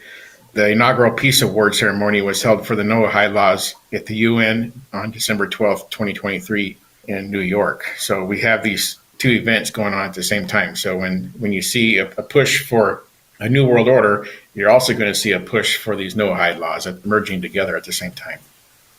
Okay, now I'm not trying to debate, but when I have looked into it, sometimes I see that people were trying to frame Trump and say that he's behind it or that he signed it, and then others have proof, and you're saying that there is proof. But then, okay, then the question, Craig, is Trump good or bad if he signed something like this? We don't even know if Trump read it. Trump might just be being drawn in because he's friends with the Jews and signs a document. And like I said, at its surface, it looks okay. If you dig deeper, which I can assume with the lack of time Donald Trump's going to have, he's probably hasn't dug deeper into what it really means. So he's being drawn in by these super religious Judaizers to impose this new law on all mankind. So in this regards, it would be specific to the U.S. Obviously, his signature means nothing for other world leaders. Well, thank you so much for all these updates. Boy, there were a lot of updates. And Craig, how can people find you on Facebook? On Facebook, it's Rapture Watchers in all caps. It must say by Craig Bong. So the group is by Craig Bong. There's somebody decided to take my thing and make their own and say I'm anti-rapture, anti-Christian, and bunch of hooey. Okay, nope, that's not you. That's not me. So, and then also Craig Bong on Facebook. Okay. Which most of my stuff's on Facebook.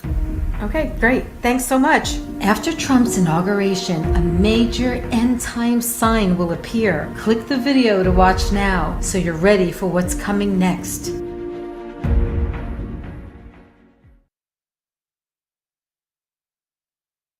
I've wanted to serve as president because I love this country.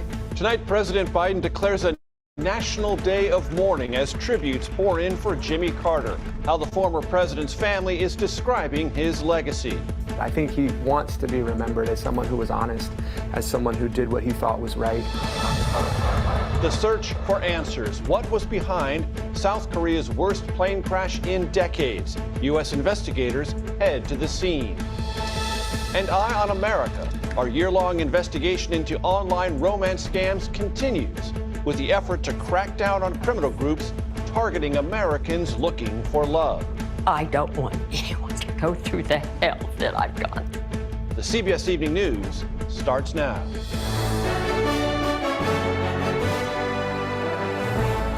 Good evening, everyone. I'm Major Garrett in for Nora. We begin with the remarkable national outpouring of admiration and gratitude for Jimmy Carter, our nation's 39th president.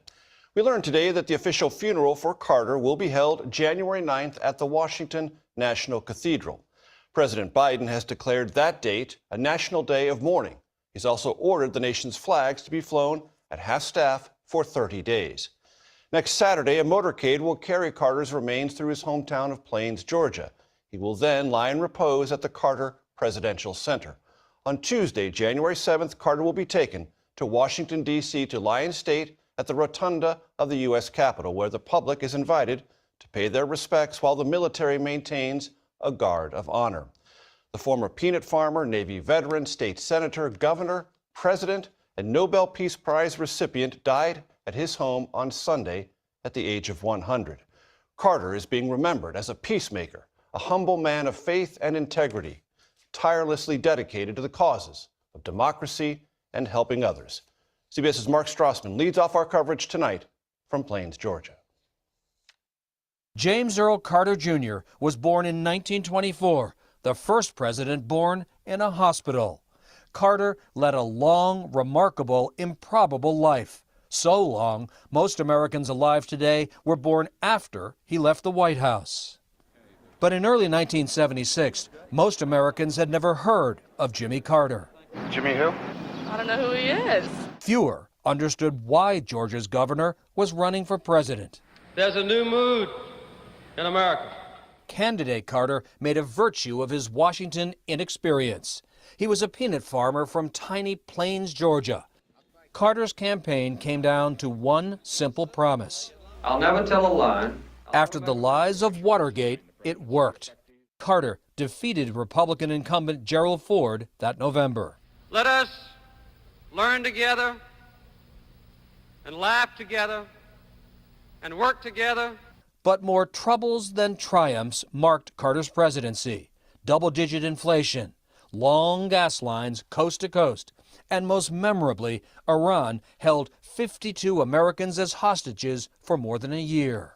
And that's the way it is. Monday, January 19th, 1981, the 443rd day of captivity for the American hostages in Iran. President Carter had two notable achievements.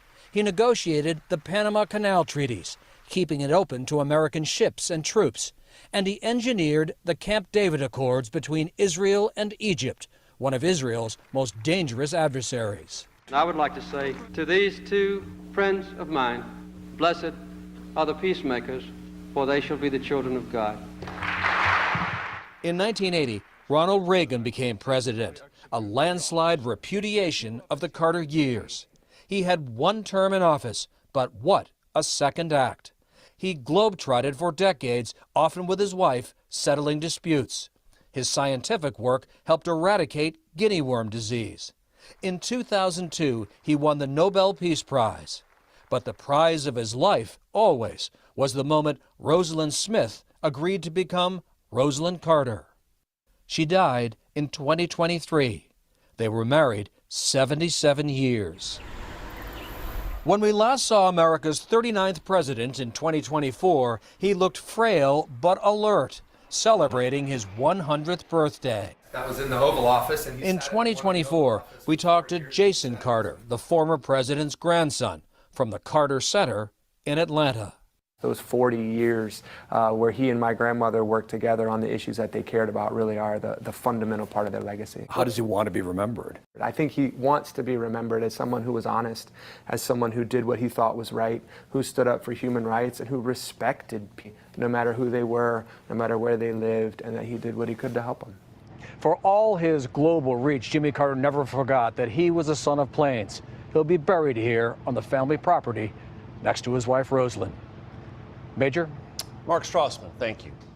Abraham Lincoln was the first president to lie in state at the U.S. Capitol in the springtime of 1865. The most recent, George Herbert Walker Bush, in December of 2018.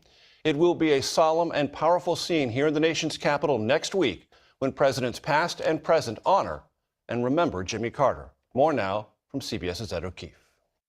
Tributes to Jimmy Carter tonight all over the world. American flags at half-staff in Berlin and London, where King Charles recalled that the late president's dedication and humility served as an inspiration to many. At the UN Security Council, a moment of silence. Memory of President Jimmy Carter. For an American leader who believed in global diplomacy. But perhaps the most notable tributes came from Carter's 5 living successors. He was a statesman and humanitarian. And Jill and I lost a dear friend. Then a senator in his early 30s, now President Biden was among the first to endorse Carter's 1976 White House run, beginning a 5-decade friendship. And what Jimmy Carter is an example of is just simple decency. Former and President-elect Trump said while he strongly disagreed with Carter, the late president worked hard to make America a better place, and for that, I give him my highest respect. Bill Clinton, now the only surviving president from the 20th century, said Carter worked tirelessly for a better, fairer world. George W. Bush said he was a man of deeply held convictions and that he dignified the office, while Barack Obama said Carter vowed to always tell the truth, and he did, advocating for the public good.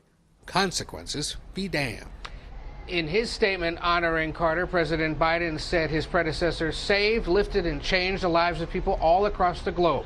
And he welcomed the world to join the United States in honoring Carter on the day of his state funeral next week, when Biden is expected to eulogize his longtime friend. Major? Ed O'Keefe, thank you.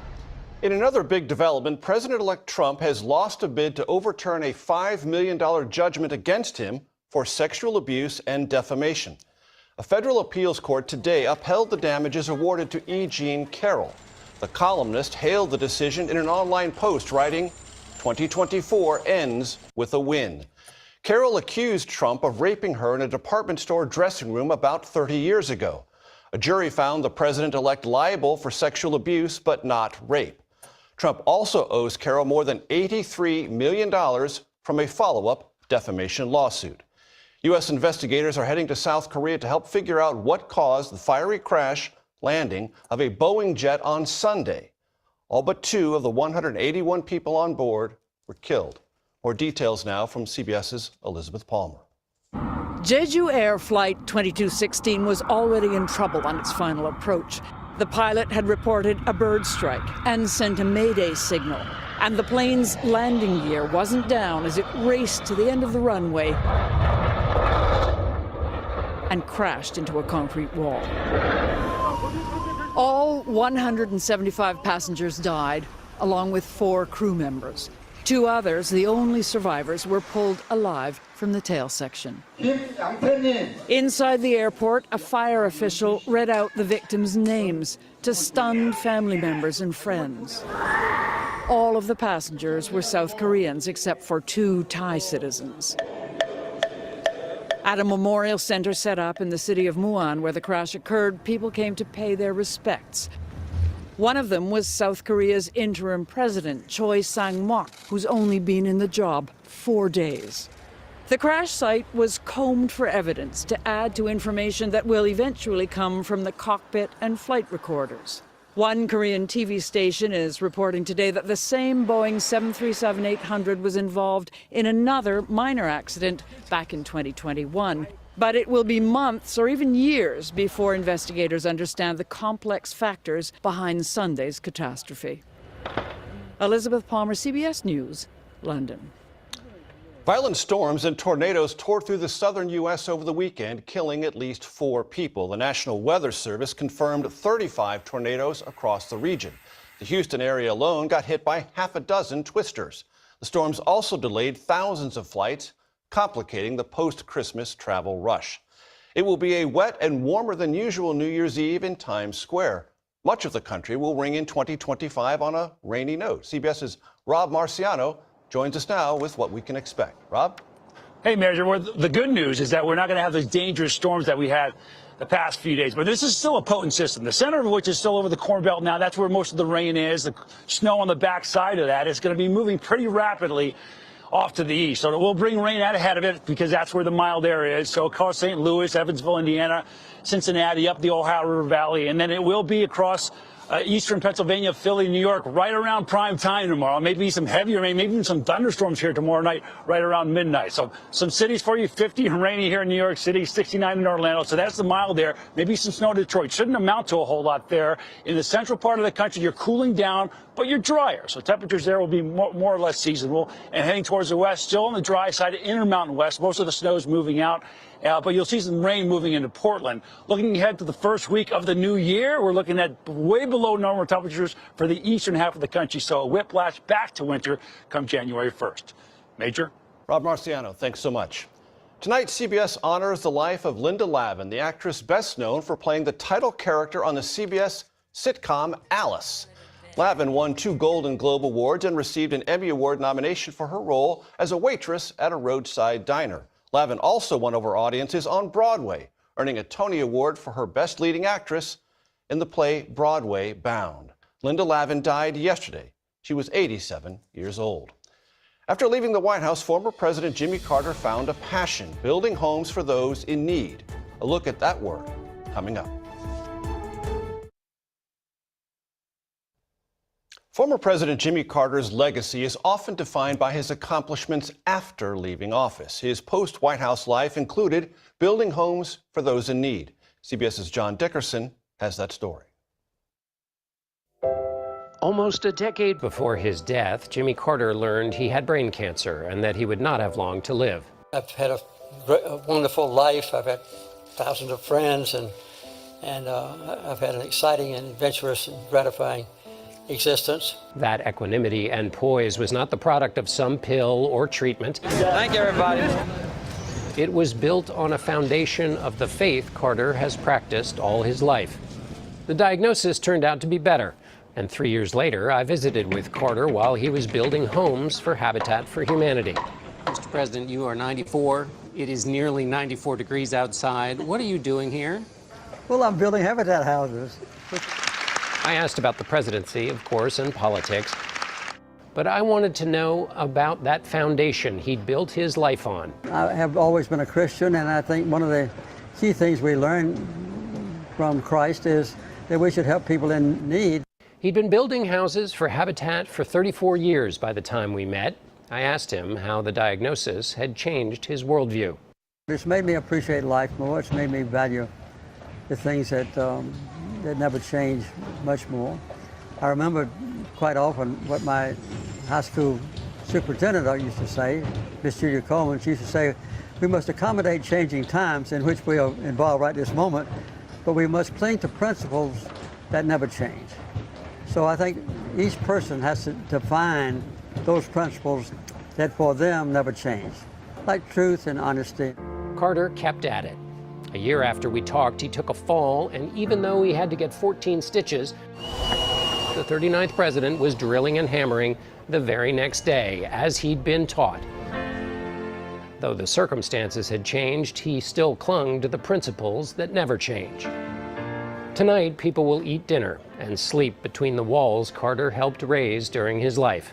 A life which, in its selflessness, faith, and example, leaves behind a blueprint of how to build a foundation for one. Eye on America is next with new reporting on those online romance scams, including what's being done about it in Congress.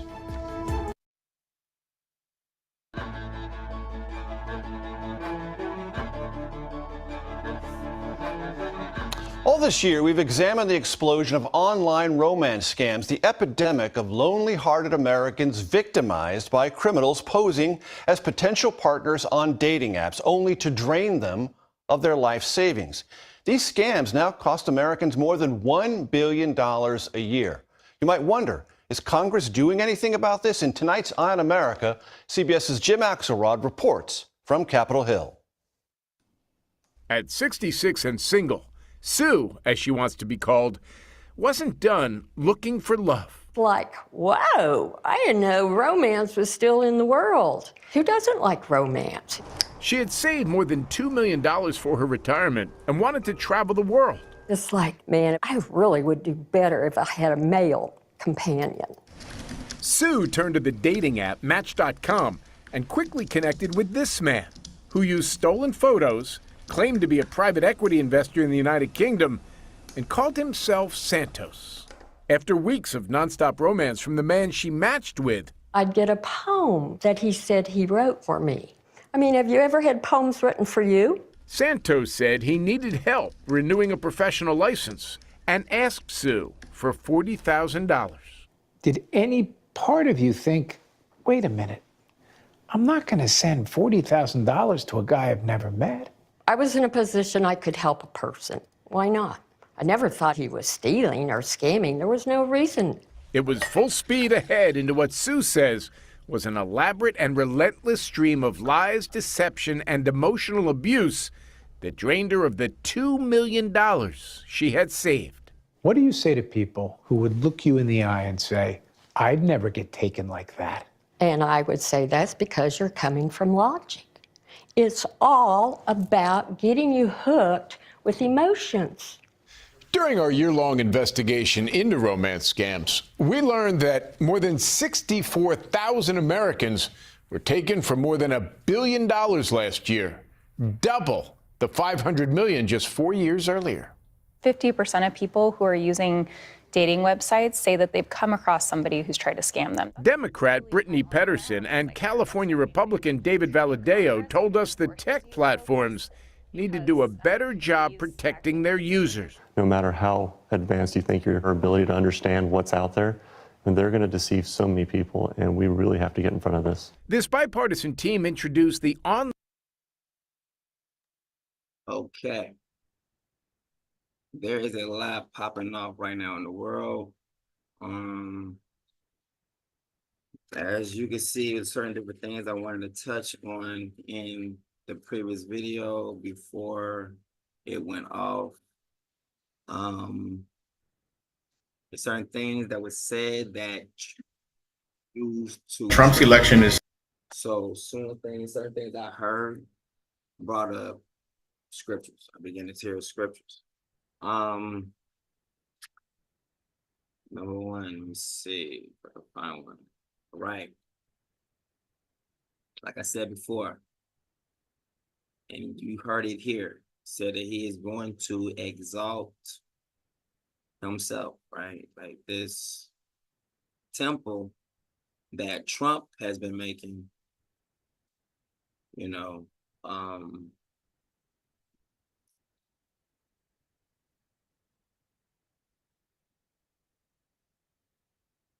or this temple that they've been making. This person wants to come in. On that day, when all the nations of the earth are gathered together against her, I will make Jerusalem an immovable rock for all the nations. So this is coming. Now, scriptures need to also know about this too as well. This was about to happen. So Benjamin Netanyahu is, let's get it. Zechariah.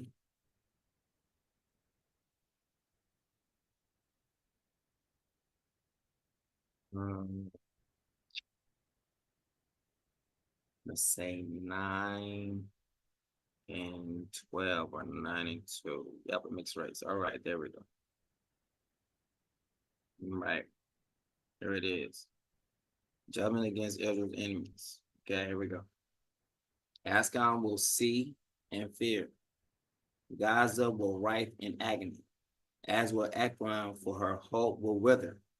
There will cease to be a king in Gaza.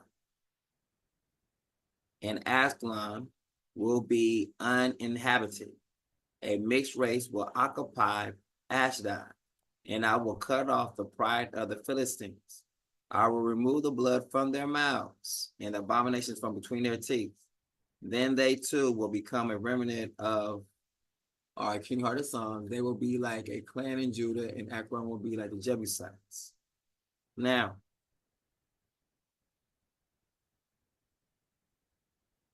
there is a part where it says,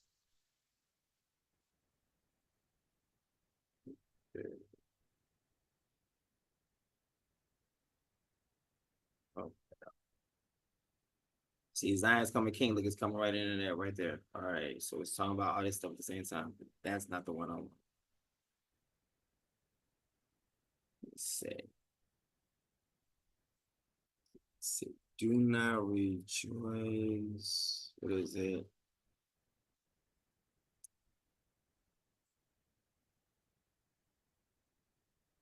Make viper snake.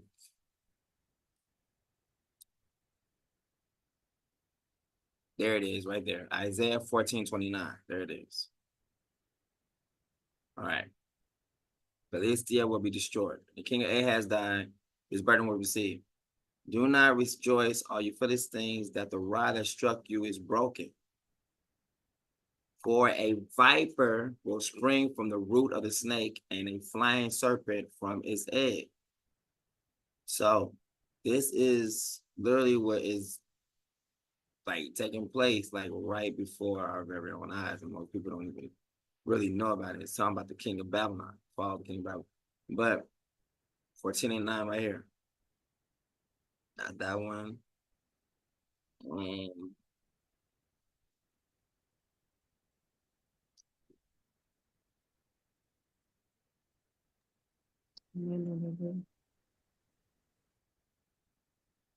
me show you that day star. Look, it's going into that. Look, I will set my mount on the semi in the far reaches of the north.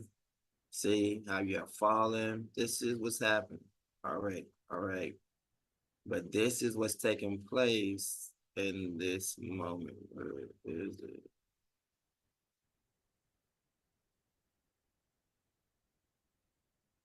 All right. Do not rejoice, Philistines, that the rod that struck you is broken. Let me go get that for you real quick.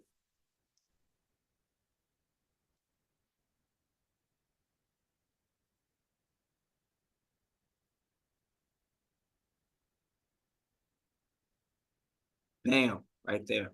War crimes. It said the ICC has issued arrest warrants in the Israel-Hamas war. Now what? This one is literally what it's talking about.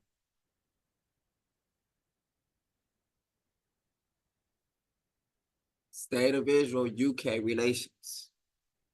It says, do not rejoice, all you Philistines or Jewish people, that the rod, which is Benjamin Netanyahu, that struck you is broken. Do not rejoice, all you Philistines, which is what? Palestine, right? Palestinians. That the rod, what rod, which would be Benjamin Netanyahu, that struck you is broken. Look what's going on with Netanyahu. They want to break him up on war crimes against Palestine, which is Philistines. So it's like, do not rejoice, Palestine. Palestinians, do not rejoice that the rod that struck you is broken. Now, it's been said that Charles does not want to come into so-called Israel until there's a peace agreement between Israel and Palestine. The word says, do not think I've come to bring peace. But here it is, peace and safety. 2025, all right? Now, when they say stuff like COP, 2029, people need to know what that is. They need to know exactly what COP 29 is. And why? So like, all right, they're trying to get things done, but then the Father says, I will complete the work quickly. A short work will I do. They're already saying it's 5 years left.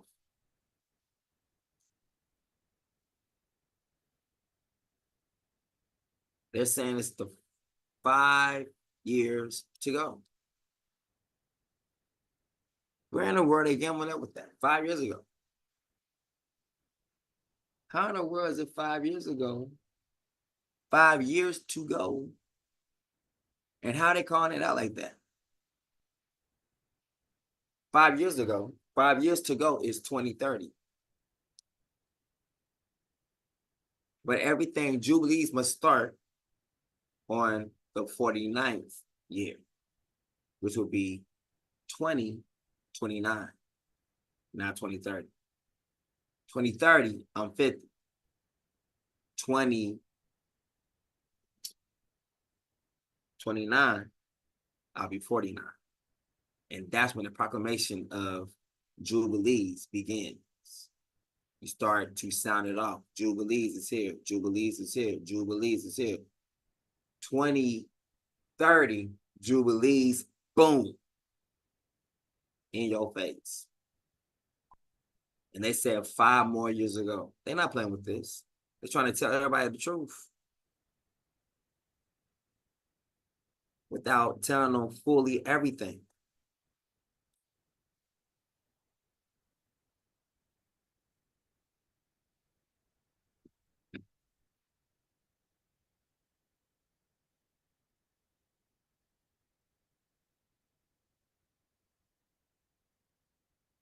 Everyone's moving on a mandate of,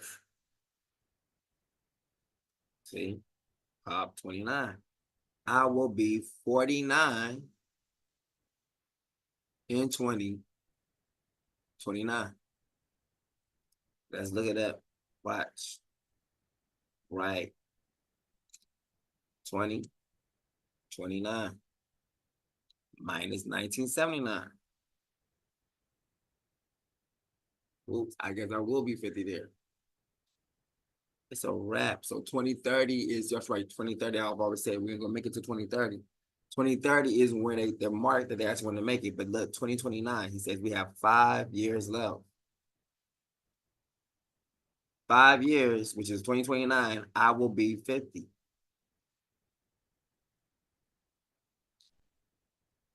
GOP delegates at COP 2029.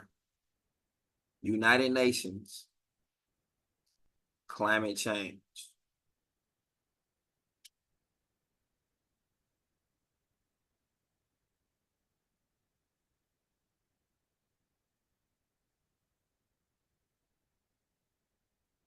Now we brought some of this stuff out. Well, not a lot of it, but like he's pretty much trying to tell you that what these things that Charles, he's pulling the strings. He is the red dragon. And that's why it says what it says right here. Do not rejoice, all you Palestinians, that the rod that struck you is broken, which is Benjamin Netanyahu. Why? For a viper will spring from the root of the snake, and a flying serpent from its egg. That is literally father and son. And that is literally none other than Charles And Williams. Wow. Wow. For a viper will spring from the root of the snake, and a flying serpent from its egg. Egg child. Yes. Him himself, Charles. Charles and his son. Then the firstborn of the poor will find pasture, and the needy will lie down in safety. But I will kill your root by famine, and your remnant will be slain. That means you're about to be killed. That means the people over in Palestine is about to have some problems. So they think that this peace that's been ushered between Israel and Palestine, all that stuff, like it's, he's gonna come onto Israel's side. So Charles is gonna be pretty much sitting in that temple over there for the most part, and it's gonna like this issuing of peace, but it's going to be not really true peace. That's why it's saying right there, don't rejoice, Palestinians, that the rod that struck you is broken. That is Benjamin Netanyahu. His power is broken. For a viper, Charles, and his son, right here, and then it's going into what they're about to go into. But I will kill your roots by famine. That means it sounds like the old people ain't gonna have enough to eat. Root is older people, the mature. So like grandma, granddaddy, mama, daddy. I mean, mama, daddy, and mommy may not have And then it says the remnant will be slain, and your remnant will be slain. That means the children will be killed. Look, wail, O gate. Cry out, O city. Look, melt away all you Philistines. That means when Charles and them come in power, it's about to be worse than ever. Once that peace deal is not really for what it is, it's really like them to come in to overtake. It's not going to be good. For a cloud of smoke comes from the north, and there are no stragglers in his ranks. That's like an army. What answer will be given to the envoys of that nation? That's the UN. King Heartofpsalms have found it. Look, he's showing you that he is somewhere else. He's trying to show that these places are not sacred. They're not sacred at all. And that's why they're being trampled on. Watch this. Father Heartofpsalms has founded Lion's Mountain, where his afflicted people will find refuge.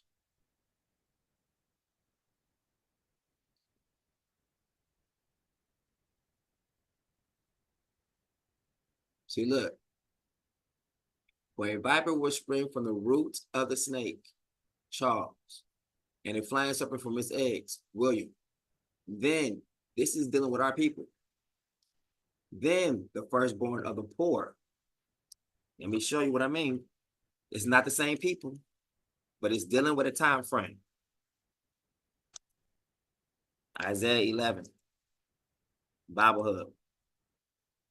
It says, this one speaks for the poor. This cannot be the same people. Because this one, they're about to have destruction. At the same time, they're also about to have their firstborn about to find pasture. What? Find safety? Nope, not dealing with the same things. He would strike the earth with the rod of his mouth. All right. Next part, let me see. Yep. But with righteousness, he will judge the poor. And then with equity, he will decide for the lowly of the earth. This is dealing with that. So it's given a time frame. Like at the time when you see this happen, which is we're really seeing it start to happen right now. Because this man now is starting to hold, or they want to come against Benjamin Netanyahu with war crimes. Which is that rod being struck down right here. So we're starting to see this happen right now. Then it says right here, then the firstborn of the poor. Firstborn of the poor. So watch this. The firstborn of the poor will find pasture, and the needy will lie down in safety. Then the firstborn of the poor. So if I would be the firstborn of the poor, it's saying like I will find a place.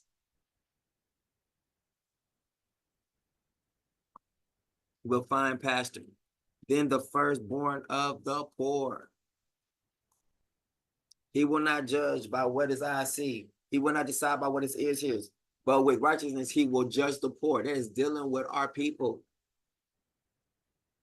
And with equity, he will decide for the lowly of the earth. See, look. Then the firstborn of the poor. That's our people. That's Goshen. And the needy will lie down in safety.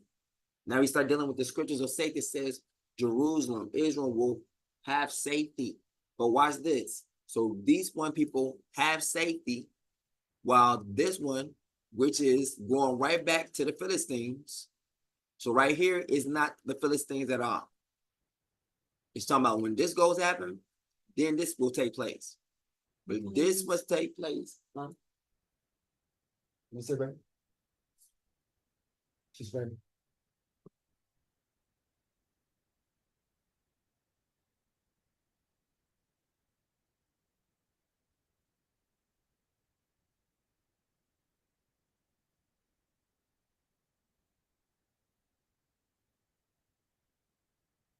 All right, then the firstborn will find pasture, and the needy will lie down in safety. That's us. But I will kill your root, who? Palestinians, by famine, and your remnant will be slain. So one people's root will be protected, and their remnant will be protected, while another one's root will be killed by famine, and the other with people's remnant will be slain. Here it is again. Well, O gate, O cry out, O city, melt away all you Philistines. This is Palestinians, Palestine. For a cloud of smoke comes from the north. That means like cloud of smoke means like trouble, a hint of trouble, a signal of war is coming. For a cloud of smoke comes from the north. That's like dashing. People are rushing. And watch, there are no stragglers in his ranks. See, rushing, stragglers. So the part of stragglers, that means they are on the rush. This would be a speedy work. Like immediately they will come in and like demolish. For a cloud of smoke comes from the north. So like why you think they have peace? They're coming at you with all full force. For a cloud of smoke comes from the north, and there's no stragglers in his ranks. Look at this. What answer will be given? Like I thought it was supposed to be a time of peace. What's answer gonna be given? Look at this. To the invoice. That means they're coming deep. To the invoice of that nation. That's the UN. Look at the next part. King Heartofpsalms has founded Sierra Leone. He said, this is not the place of refuge, where his afflicted people will find, watch this, refuge, which is what? True refuge. So over in that area towards so-called Israel, the Jewish people and Palestinians and all the other stuff over there, he says, don't look towards that area. Don't look there, because you're not going to find any refuge or any kind of peace. So the church is going to keep looking over there and not going to find anything. But watch this. They don't think that, it's going to be funny. When this person comes in and ensues peace with Jerusalem, so-called Jerusalem, and Palestinians, what is the church going to call them? Watch this. If Trump do it, or whoever do it, they can say, oh, the Lord, bless Charles, King Charles, to bring forth peace, to broker peace. Or bless, saying Trump to bring forth peace, and then the beast comes behind and does what? He reassures that peace. Man, y'all better. Wow. Yes, this is wow.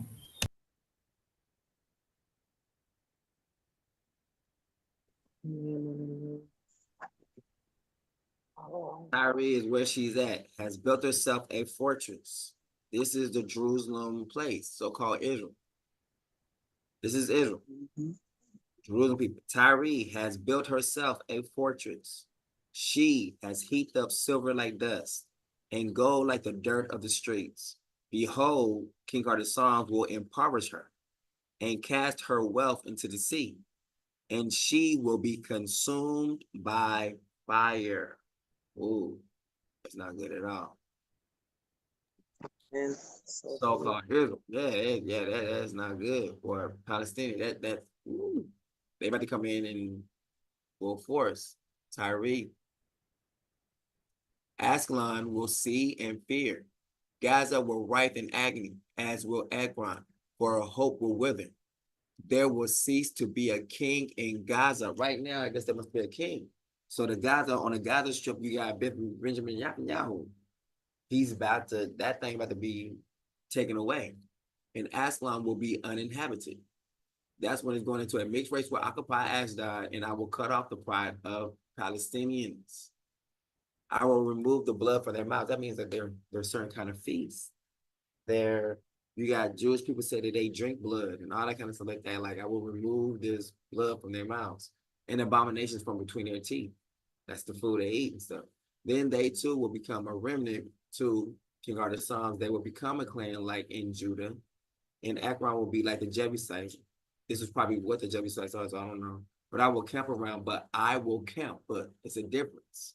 Okay, they may come in later or whatever, but I will camp around my house, meaning what? This is not my house. But I will camp around my house because of an army, meaning what? They're going to come and attack my place. So I'm going to camp around it because of those who march to and fro. And never again will an oppressor overrun my people. Man, this is coming to an end. For now, watch this. For now, King Heartofpsalms, look, my father, right? I keep watch with my own eyes. Woo, he's now the new watchman, right? Look at this, Zion's king. Rejoice greatly, O daughter of Zion. So at the time when all this is going on, look what's happening right now. Look at the UK invading, you know, Russia, the UK and Russia going at war. Then we have Israel and Palestinian fight going on, happening right now. We got Benjamin Netanyahu being brought up on war charges. They're trying to find him, to arrest him. The Gaza Strip is really being messed up. Charles is trying to move real quick and make moves and broker peace. He said he will not come to Israel. They want him to come to Israel, but he will not come there unless there is peace agreement made between both parties. And now, while all this is taking place, look, I've already did this already. Rejoice greatly, O daughter of Zion, shout in triumph, O daughter of Jerusalem. See, your king comes to you, righteous and victorious, humble and riding on a donkey. Daughter of Jerusalem, not Jerusalem. Daughter of Jerusalem, humble and riding on a donkey, on a colt, the fall of a donkey. And I will cut off the chariot from Ephraim, and the horse from Jerusalem, and the bow of war will be broken. Then he, look at that right there, that's powerful. So no one can declare peace except the one, it says, then he will proclaim peace to the nations. That means his people. His dominion will extend from sea to sea. That is that 2029 thing, that's popping off for him. 2028 will be, in 2028, I'll be 49. In 2029, I'll be 50. Man. Then he will proclaim peace to the nations.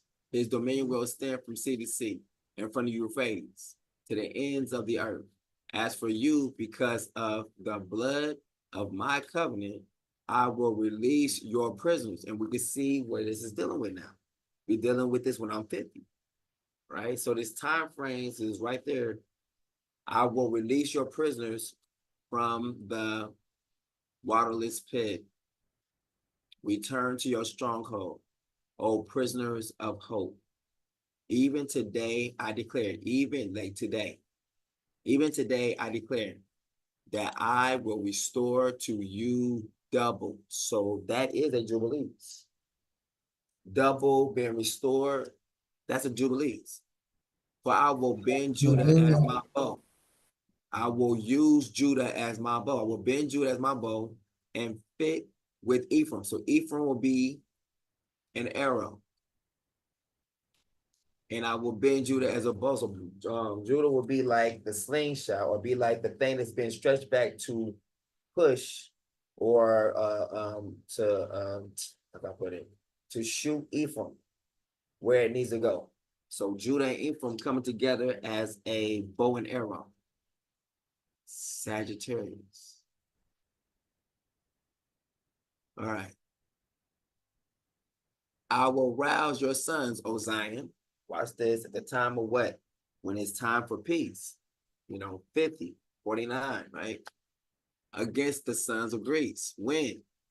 The times of Jubilees. I will make you like the sword of a mighty man. When? Time of Jubilees. When is this? The time of Jubilees. King Heartofpsalms will save his people. Then, look, see? Then King Heartofpsalms will appear over them. This is my father, actually. This is King Heartofpsalms who will appear over them, my father. And his arrow will go forth like lightning. That sounds like the Sagittarius thing, okay? King Heartofpsalms will sound the ram's horn and advance in the whirlwinds of the south. King Heartofpsalms will shield them. They will destroy and conquer with sling stones. My goodness. They will destroy and conquer with sling stones. That's like a slingshot. Yes. Slinging stones. We making slingshots? What's up? Wow. They will war as with wine. and they will be filled like sprinkling bowls. They're gonna be lit. They're gonna be lit on some alcohol. Uh-huh. Drenched like the corners of the altar. They are drenched with Yeah. alcohol. Corners of the altar. They will drink and Man. roar as with wine. My goodness. Killing at the And they same will be time. filled. They will be filled like sprinkling bowls. They will be filled with that oil. They'll be filled like sprinkling bowls, filled with water, filled with this strength. It's going to be the Spirit of the Father upon these people inside of them. Drinks like the corners of the altar. On that day, Father Heartofpsalms will save them as the Hallelujah. flock of his people. For like Yes. jewels in a crown. For what? For a kingdom, for a mighty nation. They will sparkle over his land. That means what? They're gonna be shining lights. Mm-hmm. They're gonna be the Oh, children praises. lit up, litty. Yes. Look how lovely they will be, and how Hallelujah. beautiful grain will make the young men flourish, Mm-hmm. and new wine the young women. Oh, praises. So it's telling them what we need. It said the men need grain, so Goshen needs grain, and the women needs wine. New wine. Yes, so the grain, and how beautiful grain will make, and how beautiful grain will make the young men flourish, and new wine the young women. Mm-hmm. Amazing.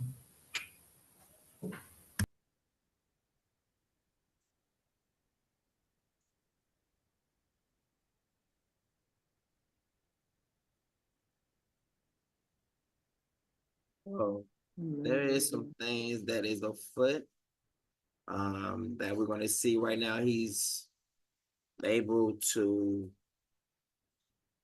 he has some authority. People right now is seeing his authority. Here it is. Behold, I will make Jerusalem a cup of drunkenness to all surrounding peoples. Judah will be besieged as well as Jerusalem on that day when all the nations of the earth gather against her. I will make Jerusalem a heavy stone for all the peoples. All who will heave it away will be severely injured. On that day, declares Heartofpsalms, I will strike every horse with panic and every rider with madness. I will keep a watchful eye. See, remember we just seen it earlier. He said, because I will now be watching you. You know,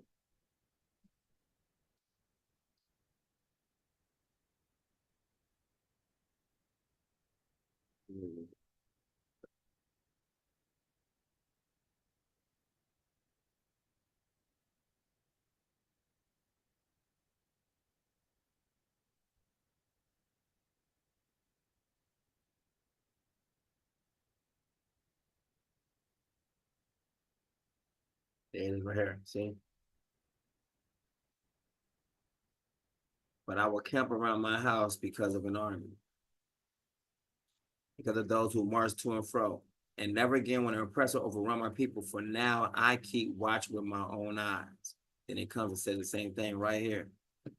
On that day declares Father Heartofpsalms, I will strike every horse with panic and every rider with madness. I will keep a watchful eye on the house of Judah. But I will strike with blindness all the horses of the nations.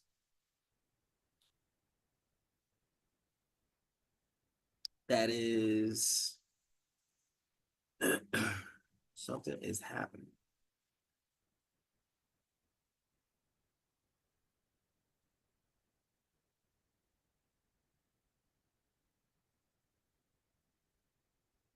The leaders of Judah will say in their hearts, see, the people of Jerusalem are my strength, for King Heartofpsalms is their king, their creator.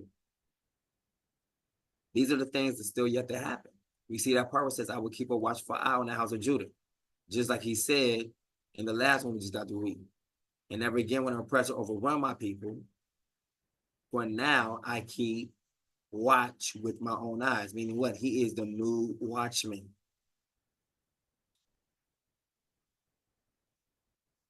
He's a new watchman.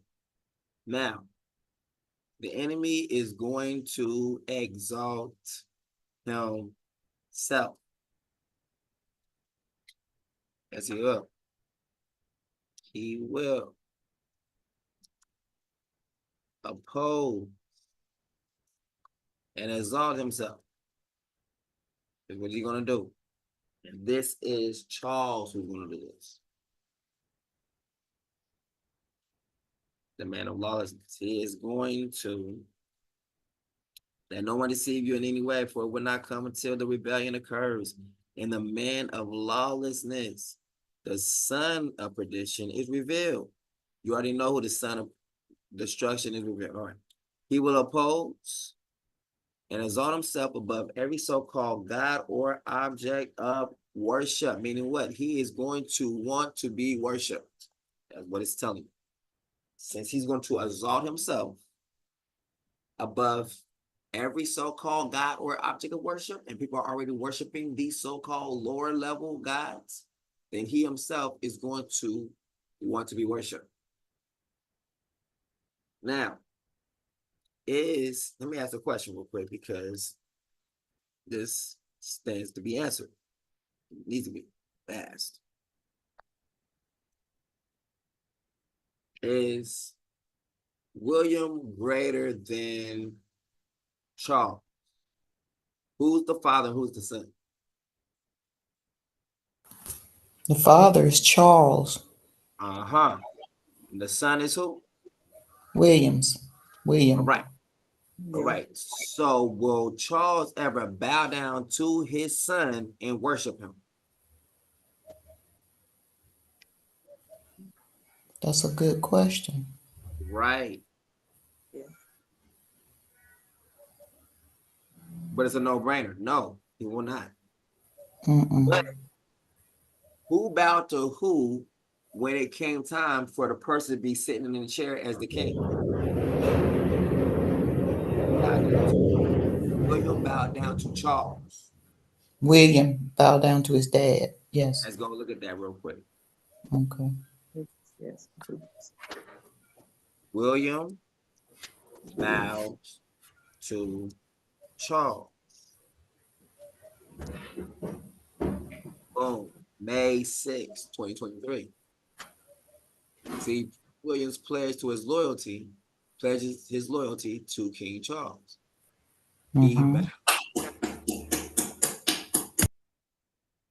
Right there on his knees. Look, while his father's in the chair.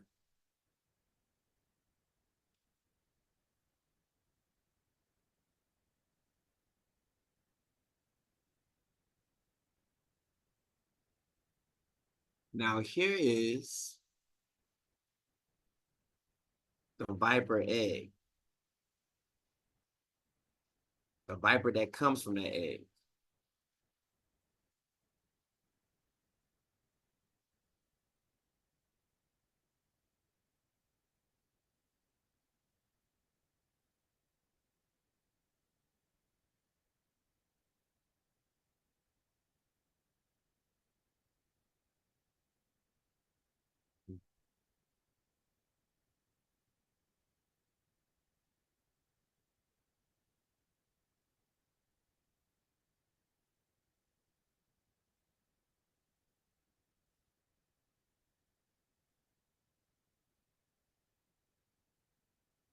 There it is. This is that picture right here. Right here.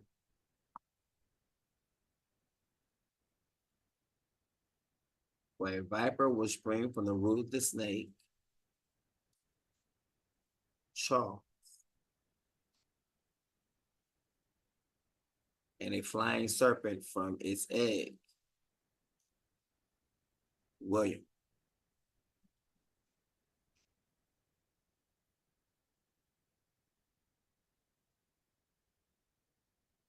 He would oppose and exalt himself above every so-called God or object of worship, Charles.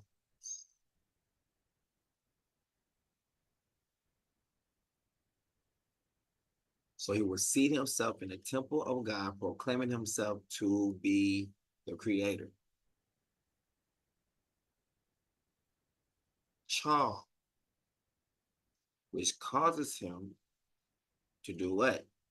Give up his authority, give up his throne. He gave up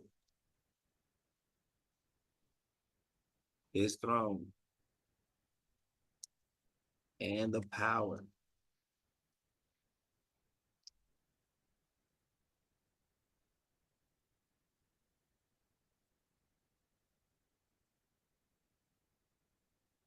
and the power to the beast.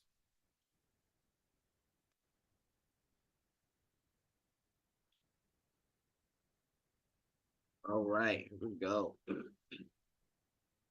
They worship the dragon. Okay. One of the heads of the beast appeared to be mortally wounded, but the mortal wound was healed, and the whole world marveled and followed the beast. They worship the dragon, Charles,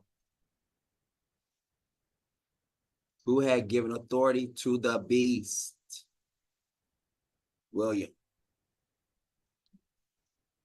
saying, who is like the beast and who can wage war against it? UN, UK. The beast was given a mouth to speak arrogant and blasphemous words of authority to act for 3.5 years. What is that called? Earth's shot. Earth's hot. Exactly, the earth is hot.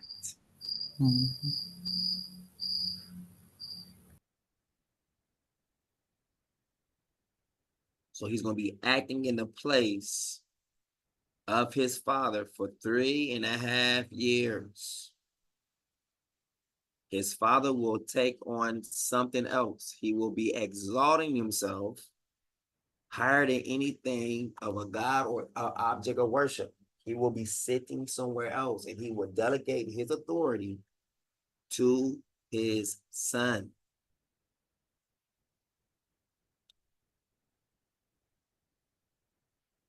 Yes.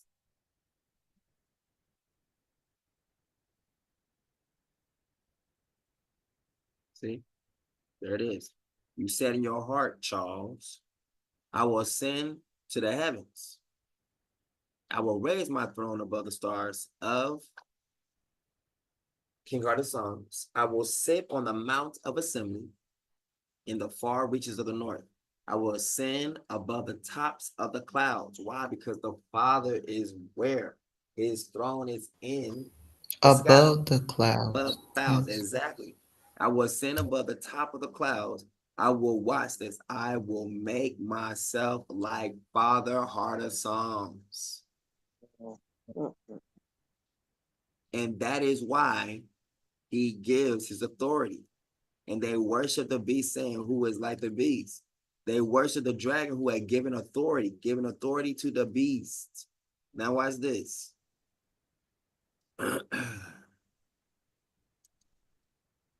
The beast's power is not his own.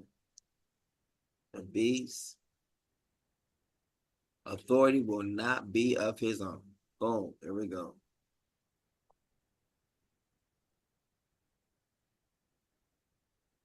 The beast from the sea.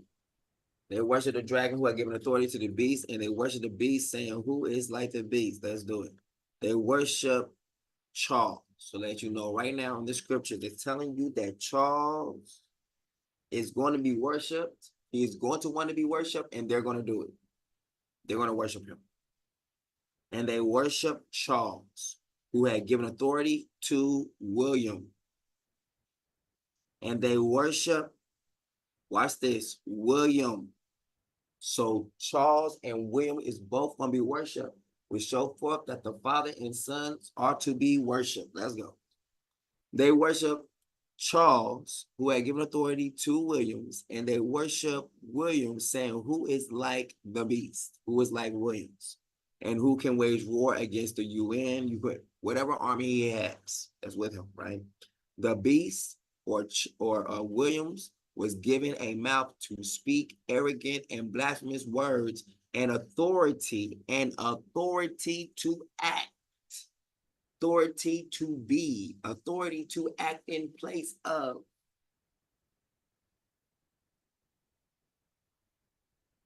Authority to act for 42 months, what, in the place as king. Where's his father at? Why is this? Doesn't mean his father is dead. He is given authority to act. That means he's given him all of the authority that comes with this role as king, because he's going to make a whole nother role for himself. And the beast and William opened its mouth to speak blasphemies. Watch this, against Father Heartofpsalms, and to slander his name and his tabernacle, those who dwell, watch this, in heaven. So he's going to speak against the heavenlies. Speak against it.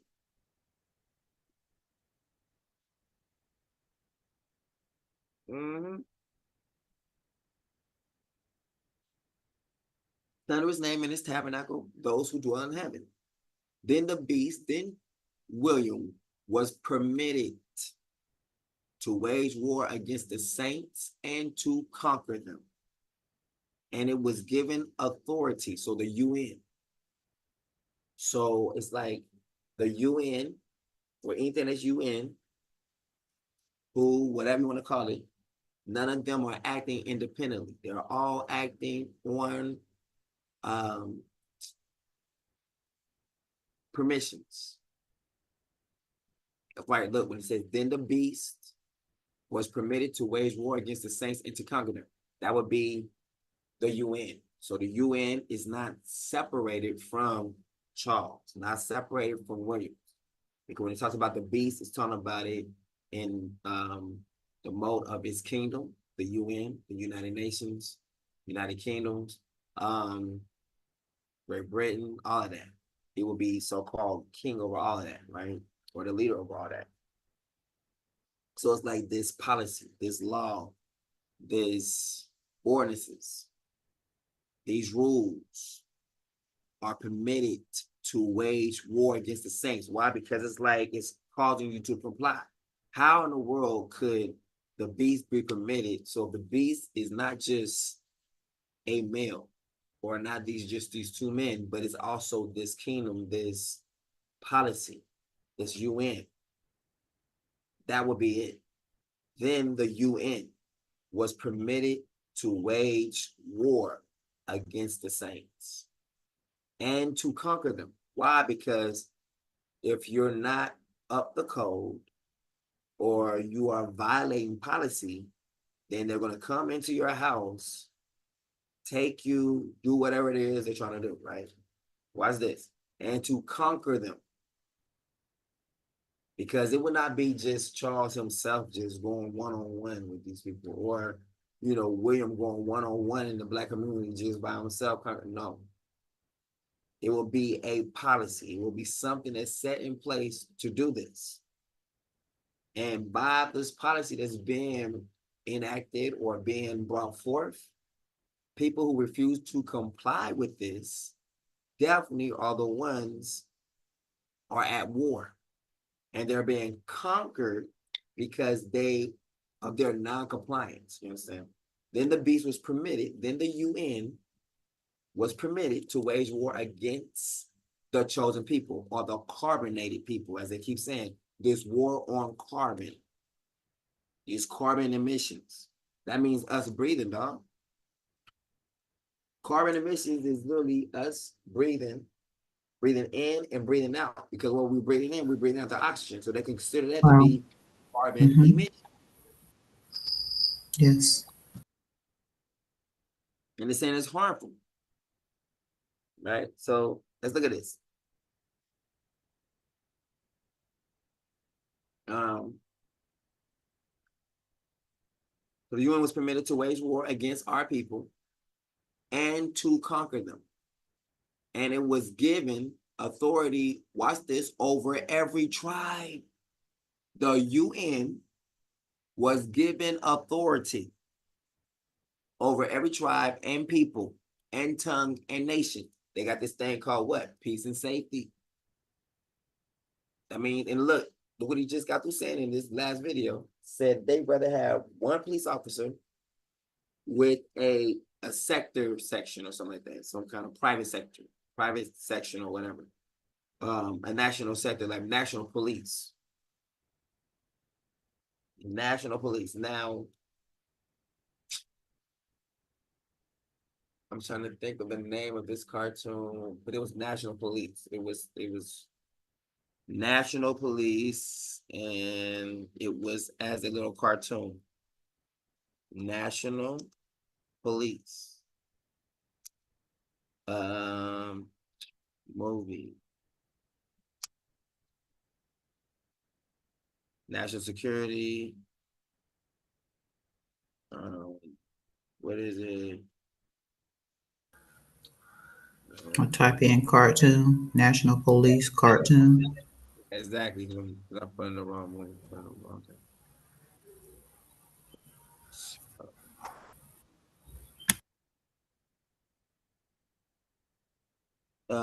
I think it's Team America. Yes.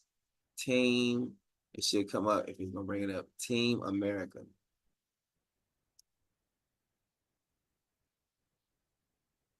See, America movie.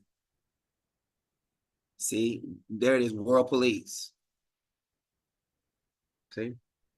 Team America, World Police, 2004. Puppetry comedy. Team America, World Police. World Police. Like National Police. 2004. They said have one person there and then everything else becomes a national police or world police. In this video.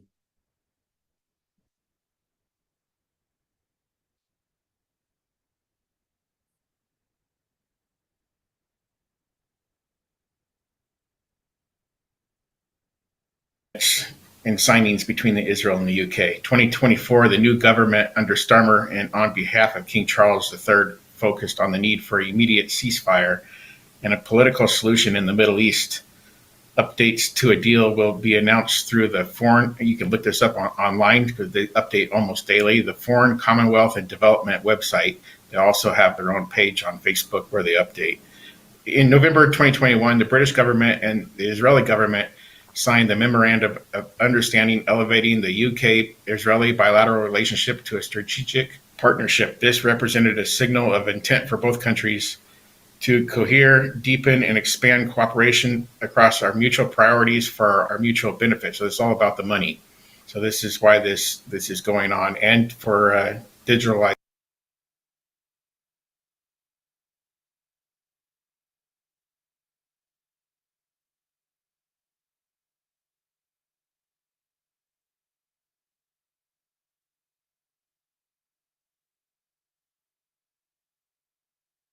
Israel strategic. Now, the funny thing is, I brought this together before. These two flags, I brought them together. This flag with this flag right here. Sure did. I sure did. I said they're one and the same. They're not separated as people think they are.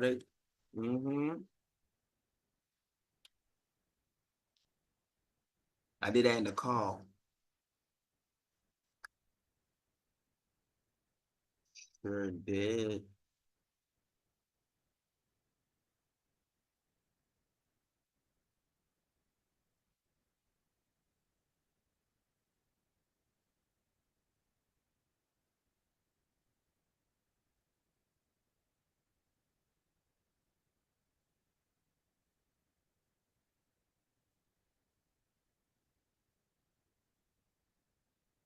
This one right here.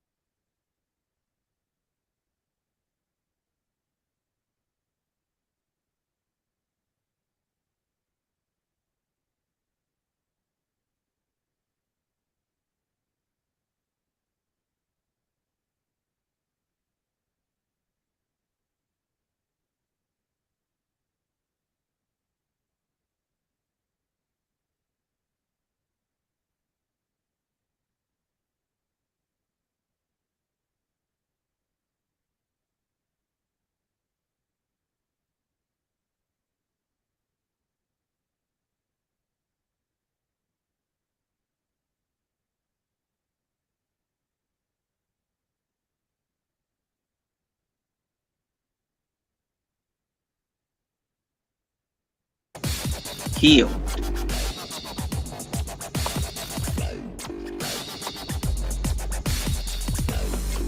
But what is this, really? How does it get healed? Where did this come from? Let's look, shall we? Here it is again. That's what that symbol is. Let's do it, shall we? Judaism.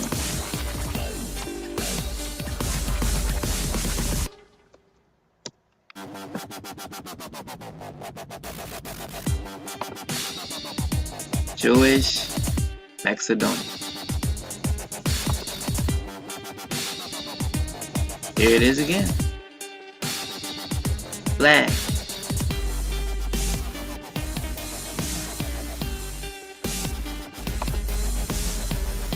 You can't make this stuff up.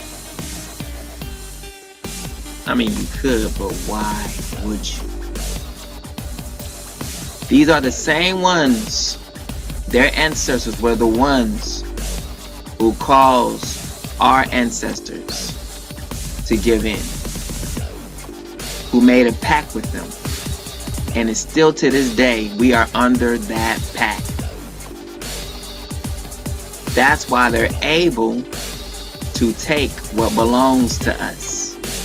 And it seems as the Father does nothing because we are still under this covenant. The call part 4 is to bring you out of that, to make you aware of what has been going on. Look, it's right here. It's in everything. Look at it. And it seems as the Father does nothing. And it seems as the Father.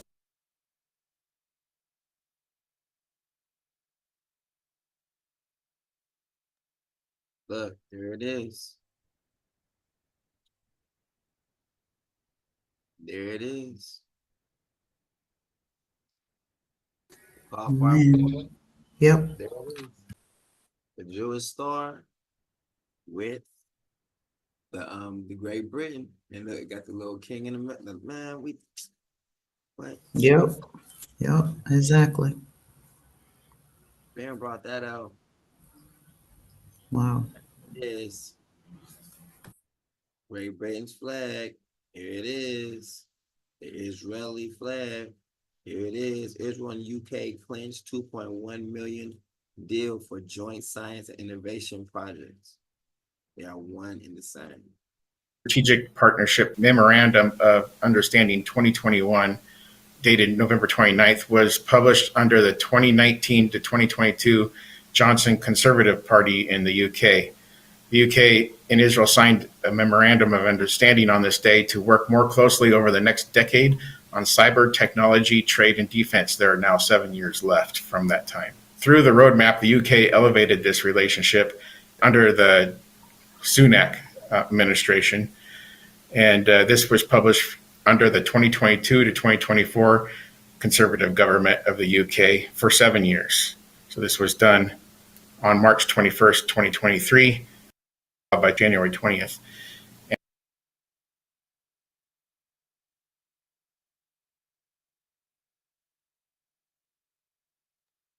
Remember, the kingdom is not divided, right? Committed to a two-state solution. The government is not divided. It's the kingdom will not stand. They're one and the same. Right. Moving on. Right. So the UN, or pretty much William, this is William because he's given an act, even also the UN, right? So the UN, William, all that's, but like I said, one. Given authority to act for 42 months, right?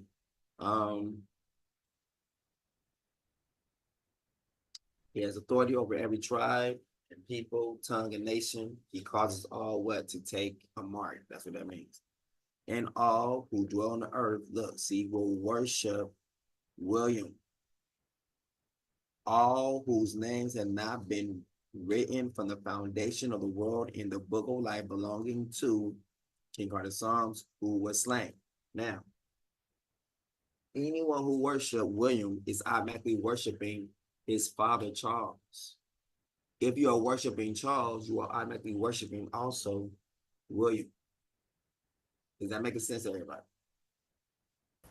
You cannot worship one without worshiping the other. That's why both of them are going to be worshiped. Meaning what? This whole entire Bible has been talking about a king to come. And the reason why it says worship is because the Father has commanded for the angels to worship his son. This one right here, they're coming in and seeking worship, and they are regarding themselves as the king. And the Father's like, no, that's not true. That's not the true king. That's not the true, that's not it. No. But if you fail and choose the wrong king, then there is punishment. So the whole world right now is about to get ready to embrace Charles as their king. Charles could not do anything on May 6, 2023, because it was only the first year. He hadn't even begun to reign yet. But by May 3rd, 2024, you will already have now 2 years as being so-called king or instated as king.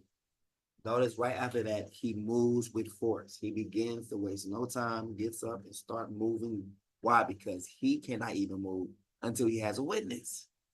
Until he has a second witness. Once he has 2 years in his position, now he can move. And he's hitting the ground running. He is hitting the ground running. He ain't wasting no time, so people don't even be wasting no time with him. All right.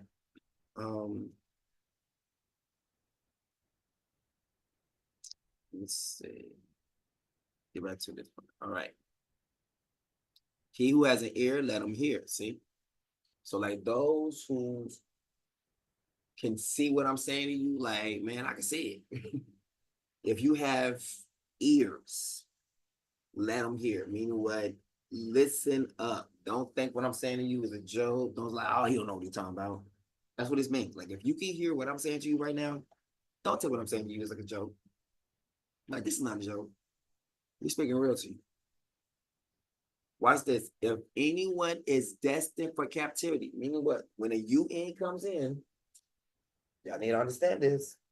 When Charles comes in, whoever is not in compliance with what they said, if anyone is destined for captivity, into captivity he will go. So if you think you're going to have a life in America,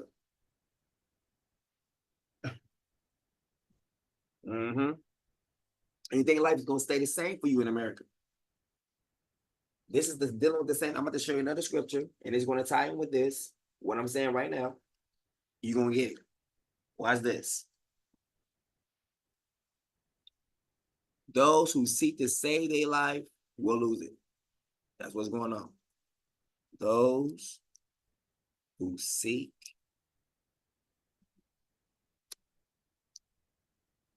to save their lives, they're going to lose it.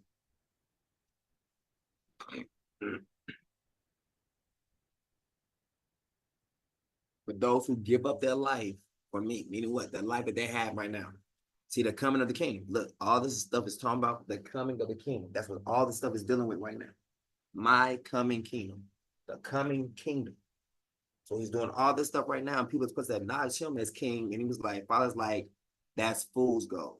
That's not the real king. That's not the real kingdom. Don't be fooled by it. And anyone who actually pledges allegiance to it, anyone who gets down with the UK, get down with UN, get down with Charles, get down with Williams, whatnot, will be burning forever. Quite like so. People don't like it. Oh, well, it is what it is. Next one. Let's go. See the coming of the king.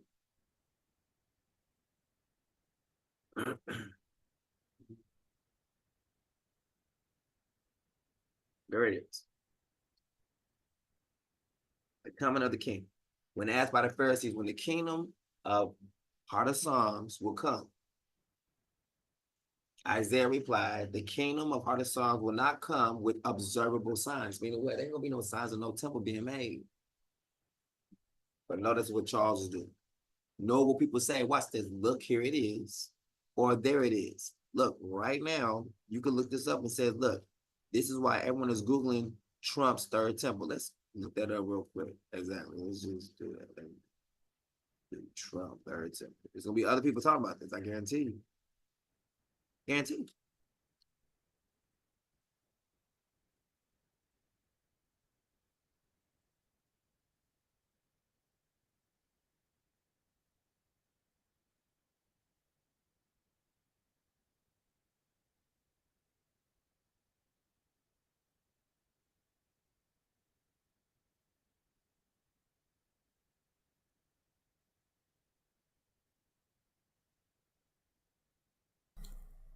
Trump's plans for the third temple, they're going to reshape the whole Middle East and overcome every obstacle.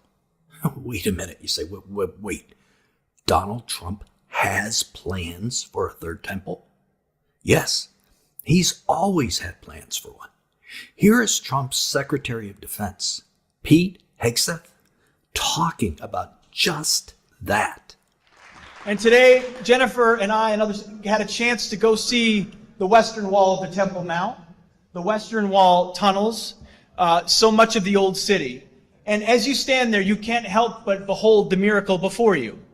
And it got me thinking about another miracle that I hope all of you don't see too far away. Because 1917 was a miracle, 1948 was a miracle, 1967 was a miracle, 2017, the declaration of Jerusalem as the capital was a miracle. And there's no reason why the miracle of the reestablishment of the temple on the Temple Mount is not possible.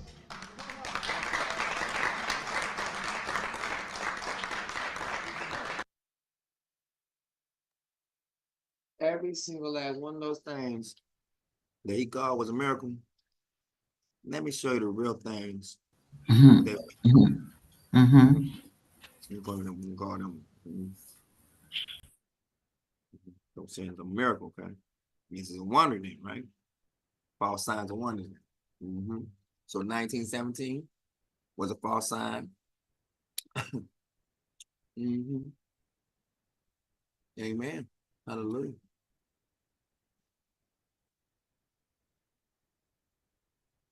Even him whose coming is according to the working of Satan with all power, signs, and lying wonders. 1912, look, all kinds of counterfeit miracles and deceptive signs and false wonders, all of them lies. The coming of the Antichrist, the coming of the lawless one, the coming of the dragon, the lawless one is through the activity of Satan attended with great power, all kinds of counterfeit miracles, and what he just said, and everything he just said was all false signs and wonders. He said all these things was miracles. They're actually false signs and wonders. And I'm gonna let them say them again. 1912, false sign. So instead of any word he says this was a miracle, that was a miracle, say false sign. The backward declaration, false sign. Every single thing, false sign. And the working of it is the power of Satan. Let's go. And as you stand there, you can't help but behold the miracle before you. And it got me thinking about another miracle that I hope all of you don't see too far away. Because 1917 was a miracle. 1948 was a miracle. 1967 was a miracle. 2017, the declaration of Jerusalem as the capital was a miracle. And there's no reason why the miracle of the reestablishment of the temple on the Temple Mount is not false possible. Sign, false wonder.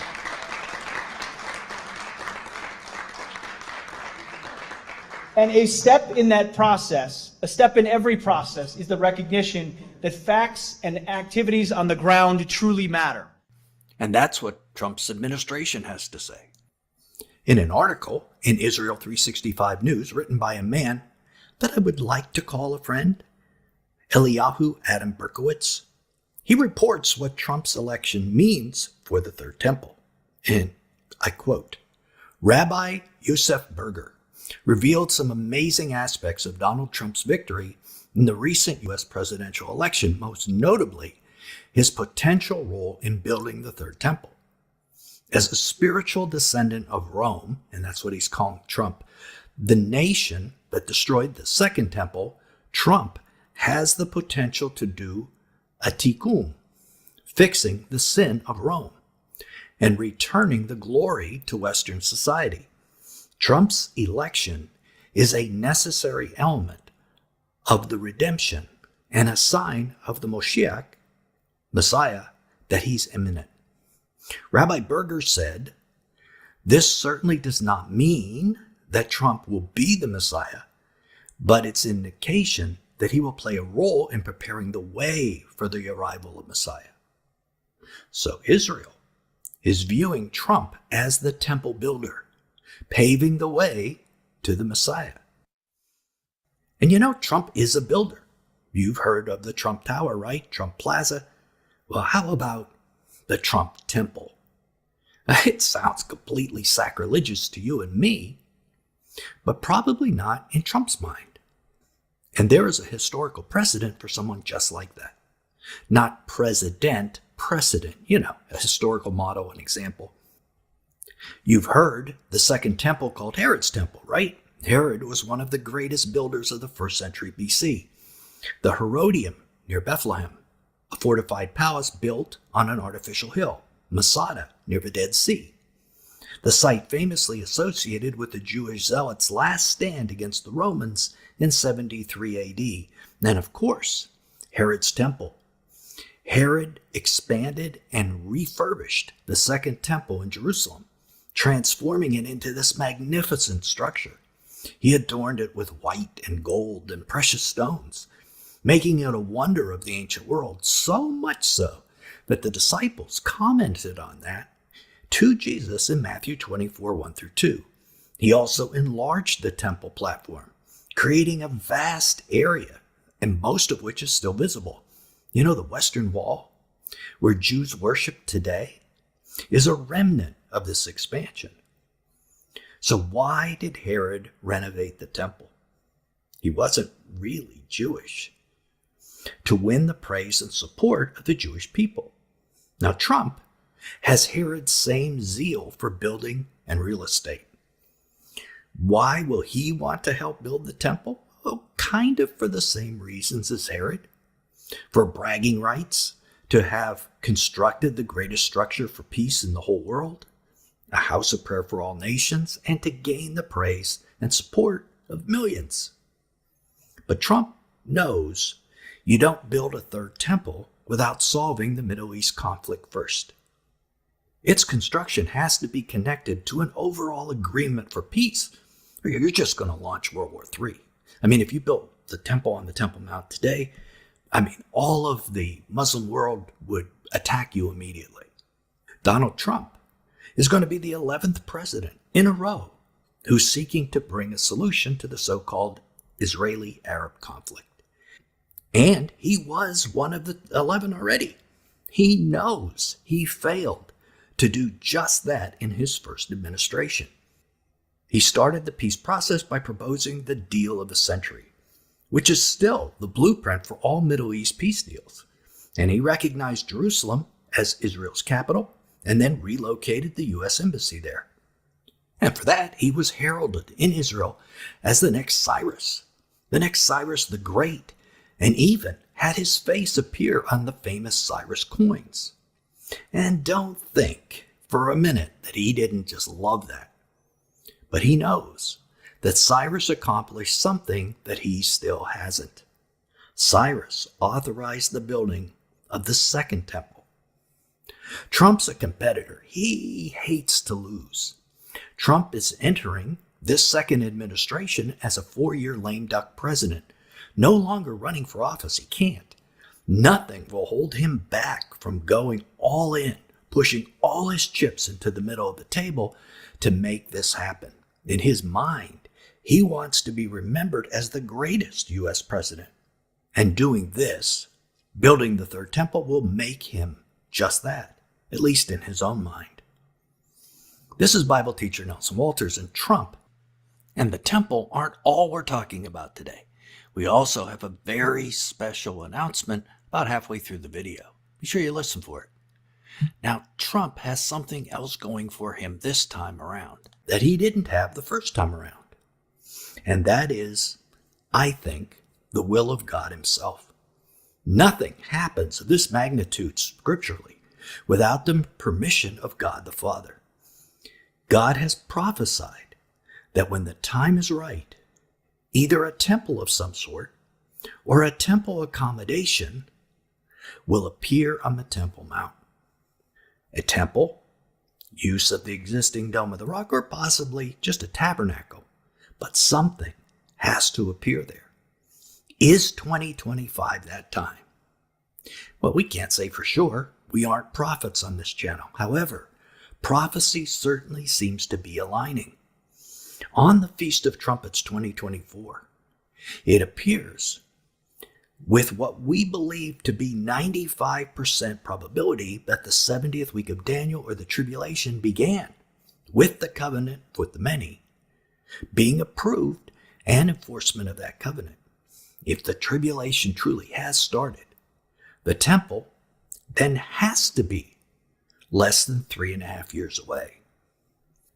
Now, if you're new to this idea that the tribulation has actually already started with a crazy 95% probability, you're probably stunned, saying, I didn't see the Antichrist make a covenant with many, with Israel yet.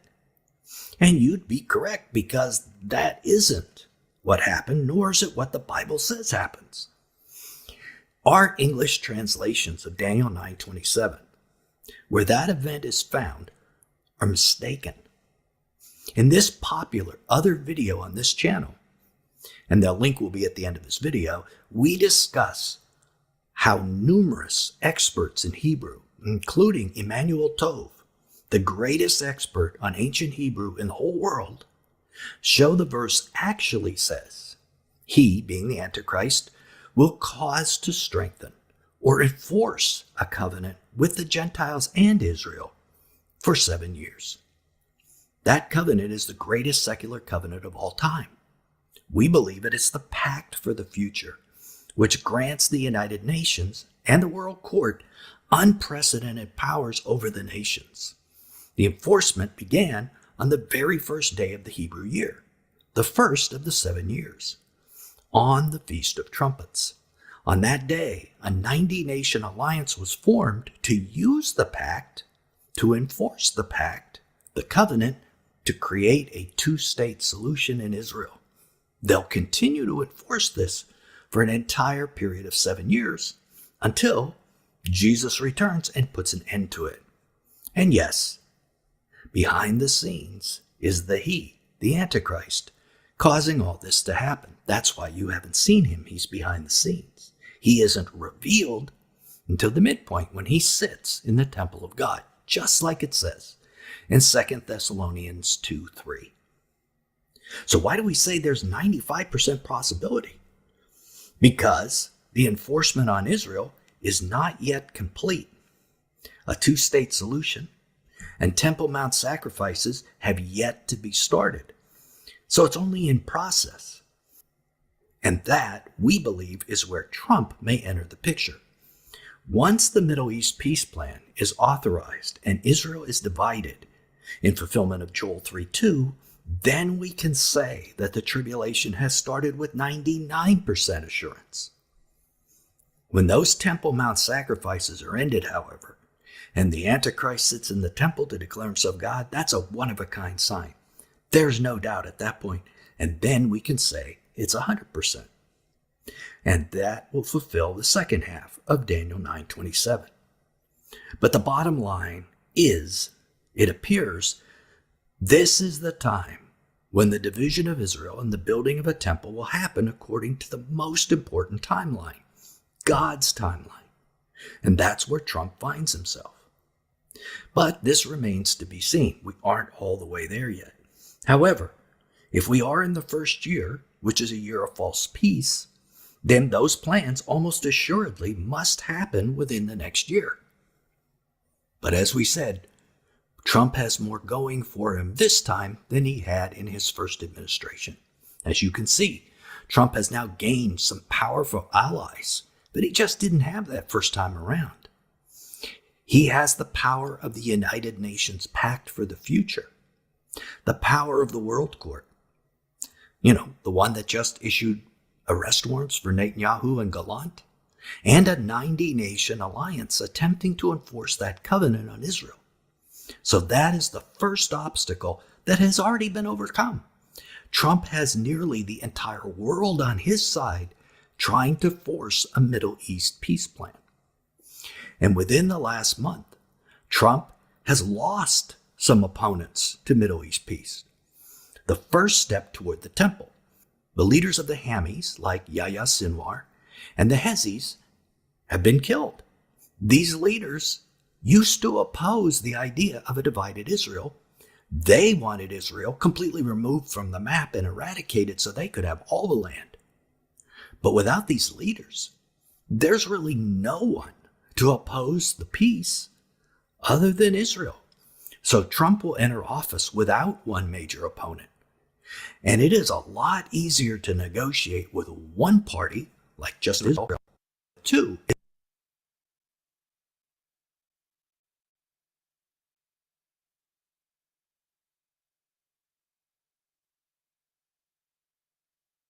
before temple, or we would be in the middle of World War III. Now, before we get to the actual building of the temple, I want to make a very big announcement. And that announcement is that we have completed a new book, something called The Last Seal. It's different than any other Nelson Walters book. It is a fictional account of a group of Christians who go through the tribulation. And it's very different from anything like Left Behind or other books of his genre. And there are many reasons for that. But the main reason is, you might be saying, hey, you're saying we might be in the tribulation. Well, what do I do? Well, it's one thing for me to just tell you what to do. It's another thing to have a book like this that shows you what a group of Christians are doing step by step through the tribulation. It's going to be really exciting.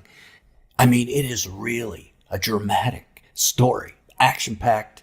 And on top of that, we're planning to hopefully make a video novel that will go through this chapter by chapter and show you on this channel what that will be like.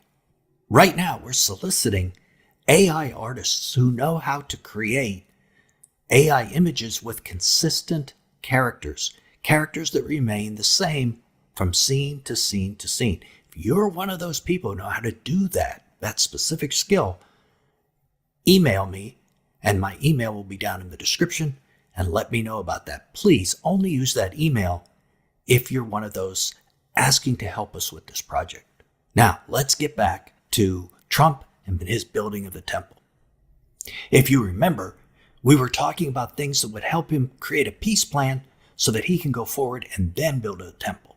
Trump can also reconnect with a powerful ally that assisted him in his first attempt to bring peace to the region, Mohammed bin Salman, the Crown Prince of Saudi Arabia.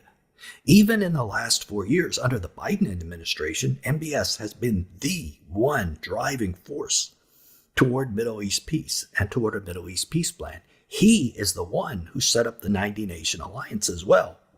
His close relationship with Jared Kushner, Trump's former senior advisor and son-in-law, facilitated all the discussions on that plan. And although Saudi Arabia didn't sign the Abraham Accords yet, it's likely they will if a two-state solution is agreed on. And MBS also has this vested interest in having a Jewish presence on the Temple Mount. What, you say? He's in favor of that? Yes, he is. And there's a reason.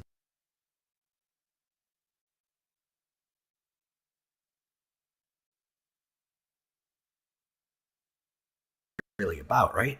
We know Trump secretly desires to be the builder of the third temple for egotistical reasons. And in Israel, are many sects that support this temple as well.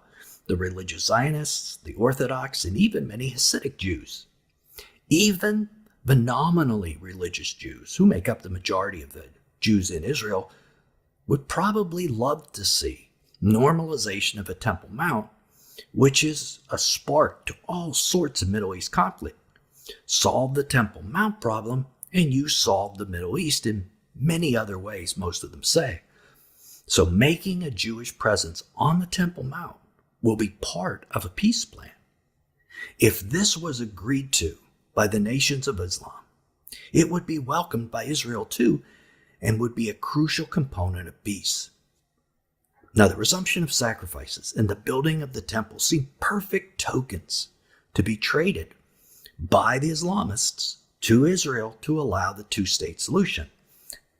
The Islamists get land, Israel gets peace, and the right to sacrifice and build a temple. Not only that, but Saudi Arabia is joining the Abraham Accords, and the placement of a United Nations security force would both protect the peace.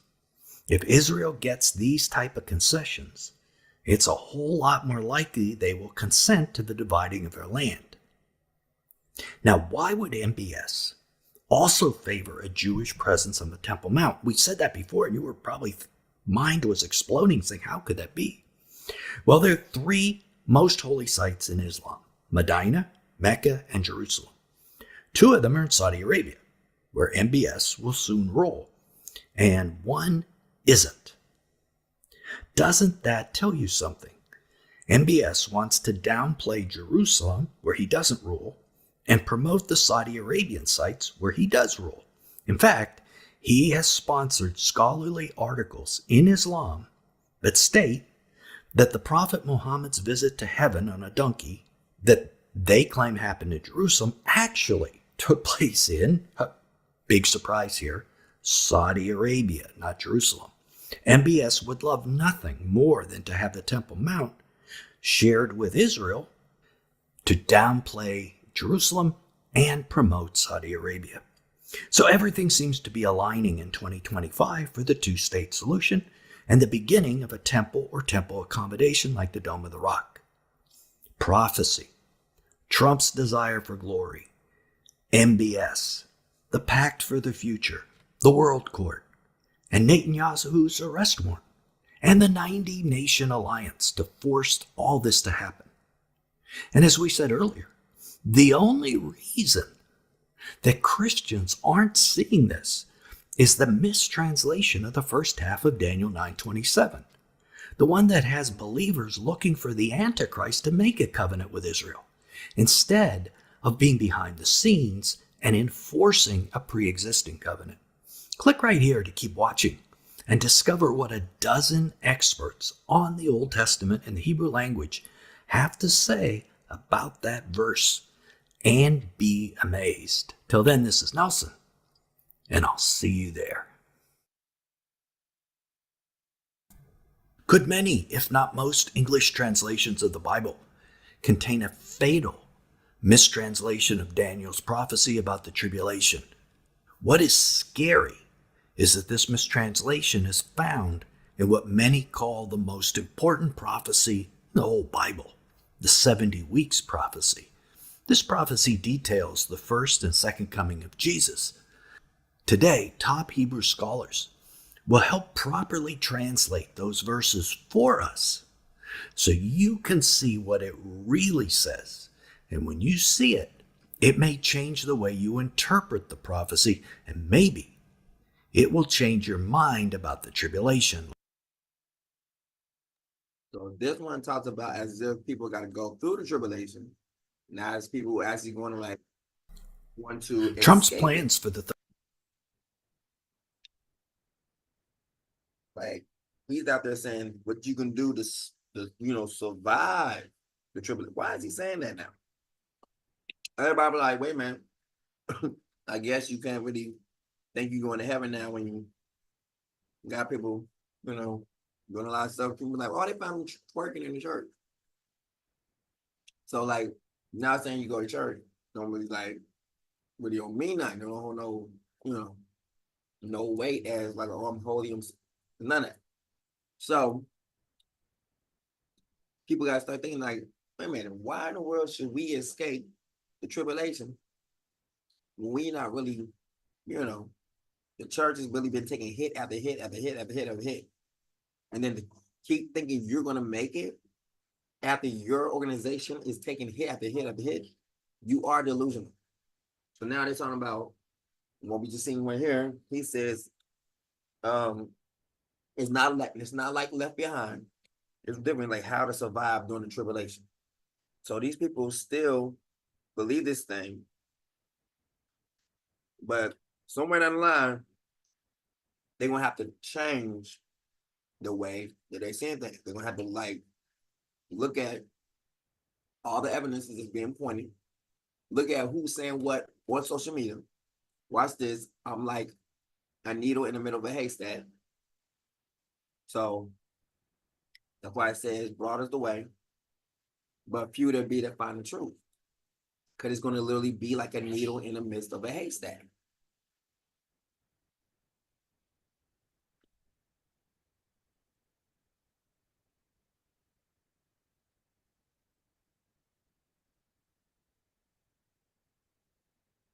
There it is. So we got these temple talks that's being, let's keep going into focus, keep coming in more and more and more. People are trying to hasten it even more, all the more. For good reason. All right.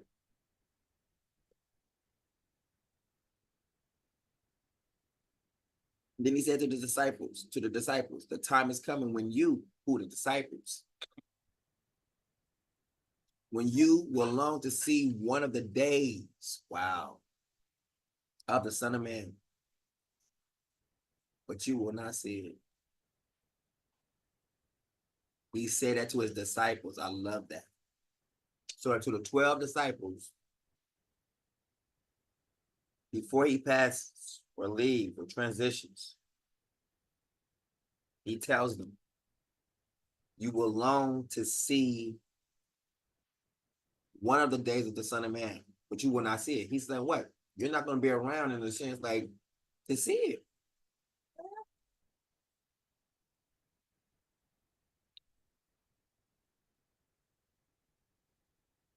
You will long to see one of the days of the Son of Man, meaning what? You will desire.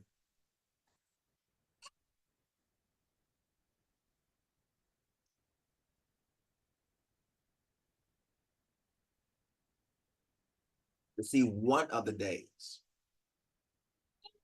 See one of the days of the Son of Man. But you will not see it.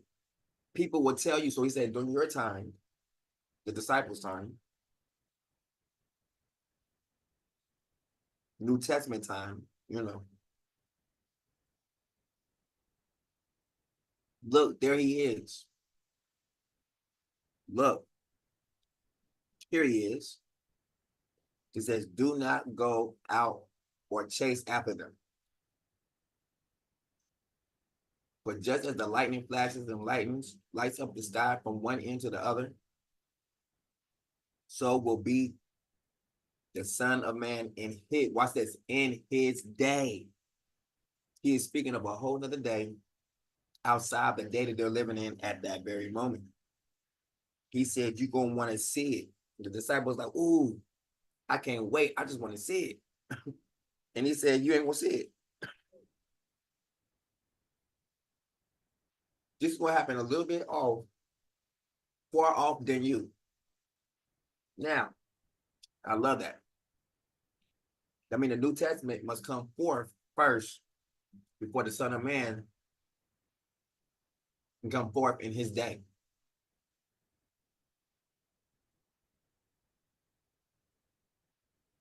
That means slavery and all that stuff must take place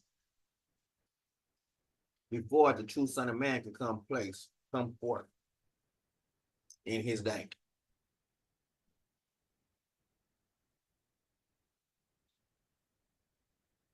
Has to. No other way.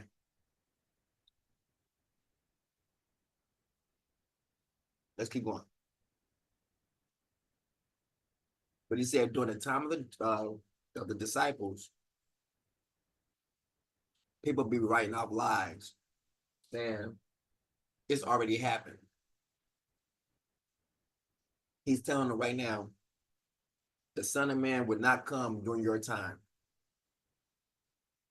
So all this time when this Antichrist, Messiah messages start to come up, don't chase after it. Don't believe it. Don't follow after it. People will tell you, look, there he is.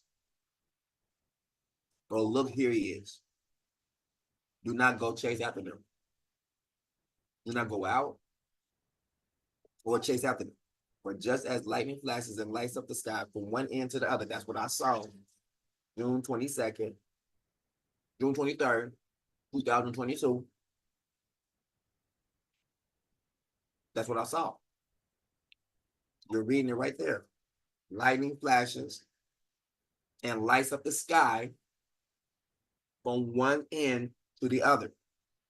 Just like I said, that is daddy. If you ever see that, woo, your heart might drop.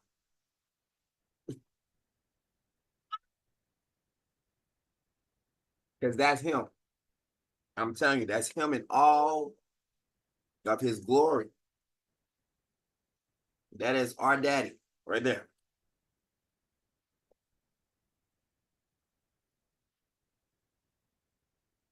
All this other stuff they talking about, they can go on somewhere with that. You know what I'm saying? But just as the lightning flashes, but just as the lightning, notice it's no thunder yet. There's no thunder. But just as the lightning flashes and lights up the sky from one end to the other, meaning what? From the east to west. We're going from one end, from east to west. It's lighting up the sky from east to west. That is his presence. That means that is how he comes in. This will be the same day when he said the beast is about to take the throne. That's what appeared in the sky, was that. That sign. Now, but just as the lightning flashes and lights the sky from one end to the other, watch this, so will be the Son of Man in his day. That's powerful. Meaning, when that sign showed up, the only way that sign can show up is if the Son of Man is on the earth.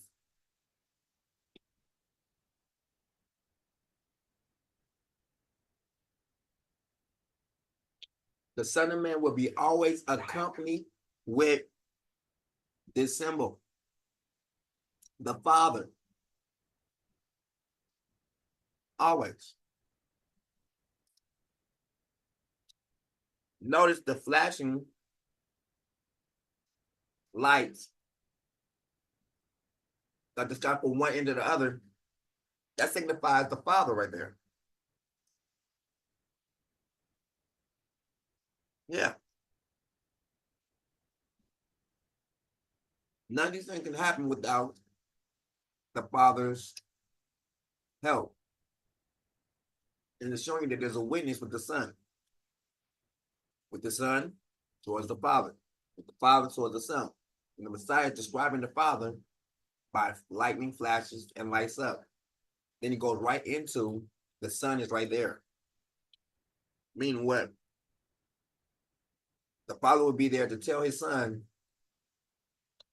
what's up, what's going on, what's about to happen. But to give us more instructions. Tell Goshen this.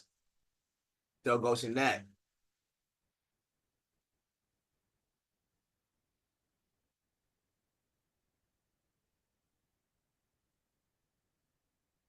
So now he done showed you the sign of the Father.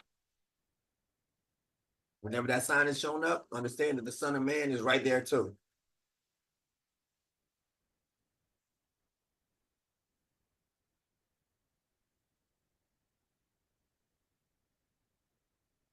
If that's not the case, that'll be like a person like stopping off in front of our house. We don't know them, but they're outside just blowing the horn.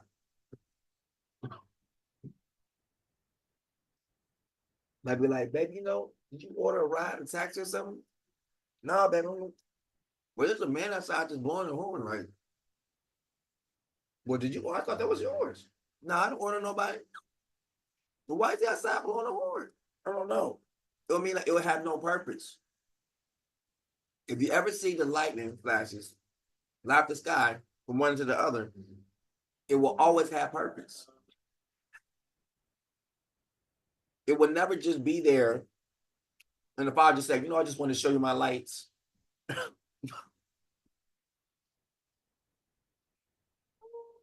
just want to show you how much I'm shining. I just want to show you I'm shining. Amen. Meaning it will always be a purpose. There'll be always a message that's accomplished this time. Yes.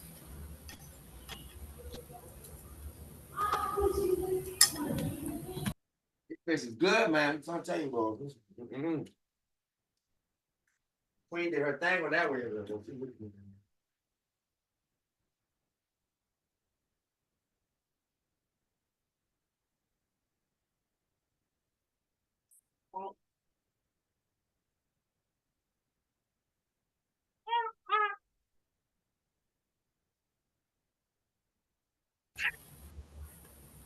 Kayima say amen. Did her thing on that one.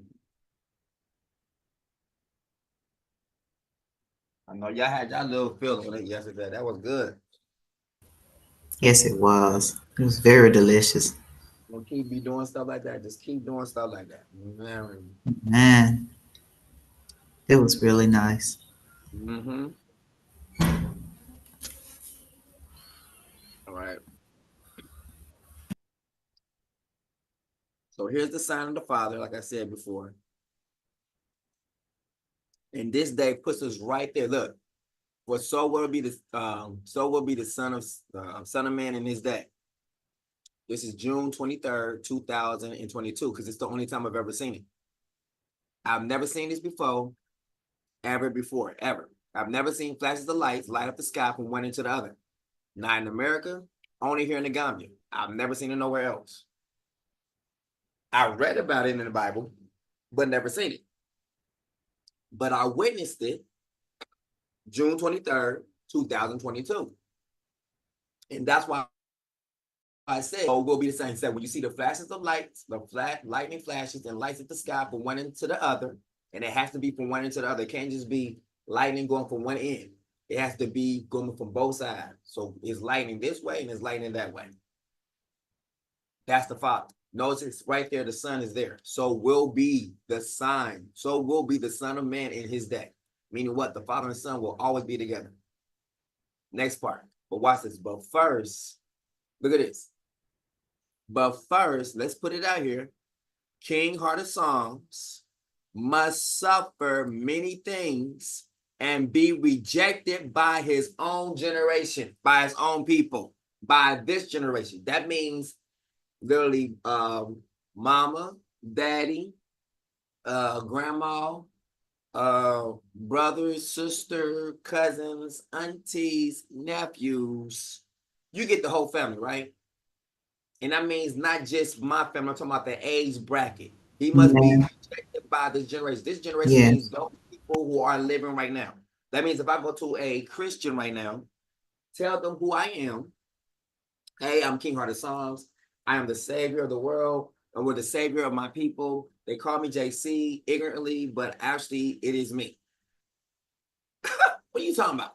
He must be rejected. Now, this one might be a grandma. The next one might be a mother. I might go to their daughter. Hey, daughter, I'm, you 44, I'm, 45, whatever like that. Now, to her generation, which would be, her little kids, which would be like around Queen Kanara's age, 29, 30, moving that generation also will reject. You understand? Moving on down from that generation, Down it says, but he must be first rejected by this generation.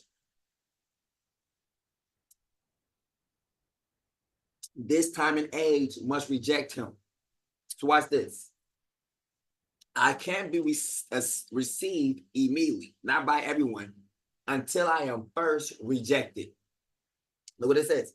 For just as lightning flashes and lights up the sky from one end to the other, so will be the Son of Man in his day. So watch this. Before this incident happened, of the lightning flashing from one end to the other, I must be rejected by the generation. And that already takes place like in 2020, 2019, 2021. He must be rejected. So before June 23rd, 2022 can take place, because this will be the first time I ever see this come into place.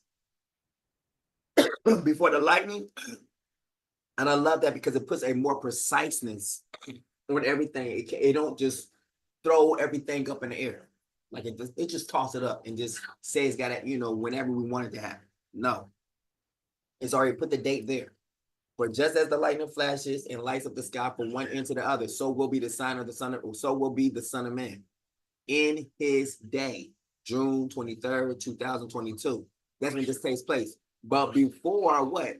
The lightning flashes and lights up the sky from one end to the other, he must first suffer many things and be rejected by this generation. So before June 23rd, 2022 takes place, I must be rejected before June 23rd, 2022 takes place. I must be rejected. Must be. There is no and buts about it. So watch this. Let me ask a question. Did the people receive me or did they reject me? See what I'm saying? Before June 23rd, 2022, I would have to be rejected.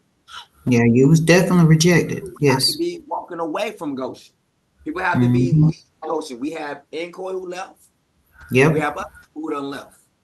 Mhm. Charles, we have other people that we'd have other even people who have rejected me before they even showed up. Right. Amen. So right now I would be on rejection status. Everywhere I go. Following the scriptures, which is powerful. Let's go. The next part. But just as it was in the days of Noah, so will it be in the days of the Son of Man. People were eating and drinking, marrying and being given in marriage up to the day Noah entered the ark. That means up until the day that the day of destruction is coming. That means literally you can have one more go round to do this and do that, and that'll be your last time, and it's the last day of earth. The last day of what you know. Before judgment come in, here he is, you doing your last thing, and instead of you being saved, whatnot, you're doing it on your last day for destruction. But you don't know that this is your last day. That's scary. People were eating and drinking and marrying and being given in marriage up to the day Noah entered the ark. Then the flood came and destroyed them all. It's going to be the same way. People are going to do what they want to do all the way to the very end and they give their last breath.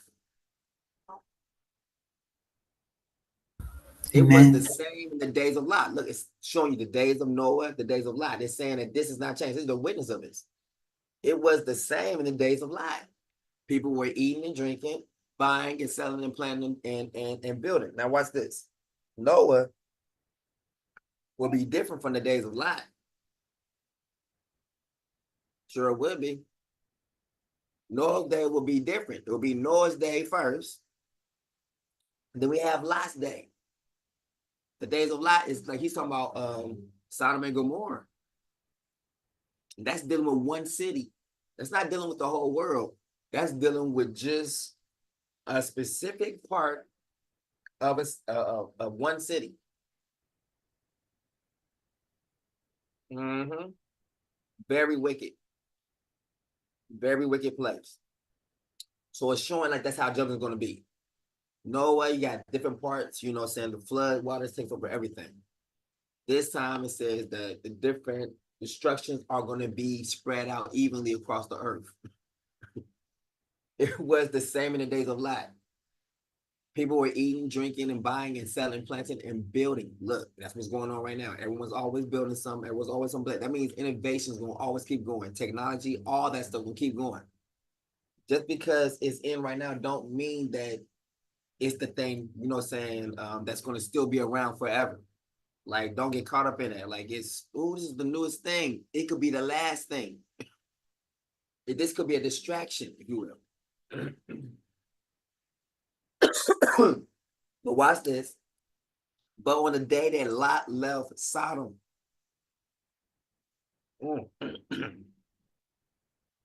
fire and sulfur rained down from heaven and destroyed them all. Which would be the same thing as this. Goshen and those who belong to Goshen could be the only thing that's keeping certain parts of the earth where they're at from being set on fire. Like your street, your neighborhood. It's probably doomed for destruction. But while you are there, the destruction is held back. But the moment that you all get that plane ticket, get on the plane, and fly away to where the king is for safety, the places where it was actually destined for destruction, now destruction will come. But it can't come while you are there. That's what it means. Lot, but on the day Lot left, but on the day Dwayne and Demir and their family left, fire and sulfur rained down from heaven and destroyed them all in Sodom and Gomorrah. After the people got out and was safe, then destruction came for the wicked. But destruction didn't come for the wicked while the righteous was there. It's the same thing as saying, shall I pull up the tares? He said, no, don't pull them up, lest the wheat also get pulled up with them. Meaning what? The wheat has to be perfectly separated or taken away from the tare. It's got to be completely out. It can't be in the same proximity. So like, say for instance, like my mom and my queen, my wife, she's right here and they're somewhere, boom, like in Arizona or whatever. And they're in this one place, and this one place is supposed to be judgment coming on this place, but the whole time while they're there, they don't understand that judgment is pushed back. But then the day that they actually jump on the plane and leave, this place actually gets busted. You're busted with this, busted with that, and everyone who's there is actually suspect. That can lead into a court case or whatnot, where people can't leave until that court is finished. You see what I'm saying? Stuff like that. That's what happens. So things is held back for our people until, you know what I'm saying, they leave, right? So then when our people actually leave, then the stuff that's been held back because our people been there and they done left, it's going to rain down whatever kind of judgment. So don't be surprised where you used to be at in your old neighborhood and you hear it's on fire, you hear some water came in, you don't hear, someone came in with mass murdering, all the people who you once knew got shot in the head or got killed. Like, I'm just telling you, do not be surprised when you hear about these different things once you done left a certain area. It was only protected because you was there. But the moment you was gone and put into safety, I'm going to let my bullets fly. Judgment is about to rain on this day. That's what it's going to be like. So we got other people who are Goshen where they are literally keeping mayhem from taking place. But the moment that they leave, and I'm talking about the moment, it could be okay right now. As soon as they're on the plane in the air already over there, it could be an hour later. All hell breaks loose. Stop. You just got out. Do you know you just got out in the nick of time? Right when you left, when you was getting on the plane, you was getting ready to go. Do you know that they called this? They did martial law. They shut down the whole city. They shut. What, for real? Right when I was leaving? Yes, I didn't even see all that. I was in the air by that time. Exactly, you got out. That's what I mean. That kind of stuff. That's what it means. Like those who's going into captivity is going to captivity. That means you know, the different things that they got set up for you. The different, you know, we got different, you know, programs set up for those who didn't listen to the king. You know, we got programs for them. Different, you know, detention centers for those who didn't listen.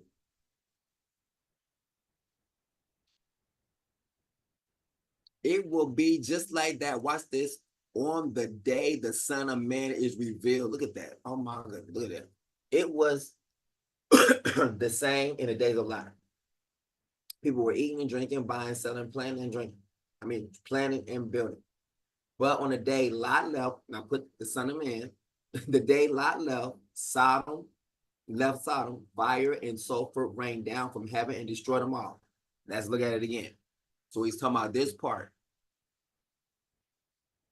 The day the Son of Man is revealed, fire, sulfur, rain. Okay, let's go.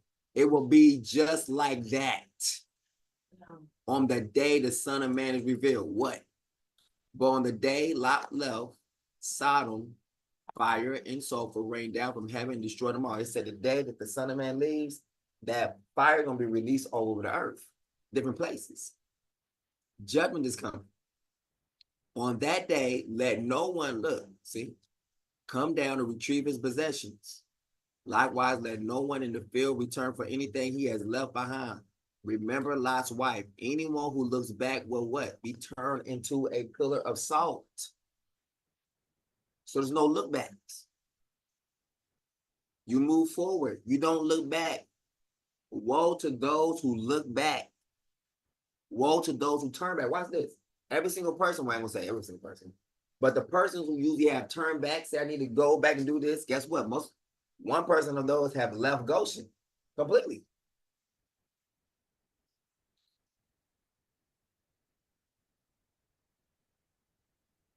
They wanted to go back because they was leaving. Remember Lot's wife. Whoever tries to save his life, look, so everyone who think they made a wise choice on whatever, remember Lot's wife. Now remember, when they was leaving Sodom and Gomorrah, were they told to return to Sodom and Gomorrah afterwards? After they left. Remember Lot's wife. That's what we were coming into. That's what said, the Son of Man. The time when the Son of Man comes, when all these different things happen, it's like, do not say when the Son of Man, and it will be just like that on the day the Son of Man is revealed. Meaning what? The Son of Man must be revealed. He must come out of hiding. He must come out into the light. Everyone must understand and realize that this is the Son of Man. It will be just like that on the day the Son of Man is revealed, which is what? Fire, brimstone, sulfur rain down from heaven. So that means there's going to be some fire coming down from heaven somewhere. So the day I'm revealed, does that mean like and people realize that I'm him? Does that mean fire and sulfur is raining down somewhere? Or the day that I'm actually shown, is that that's pretty much like, seems like it's judgment day. Like it's a wrap. Like no one else gets anything else. Here he is. All right. Now he's been revealed. Fire, sulfur, rain down on everybody.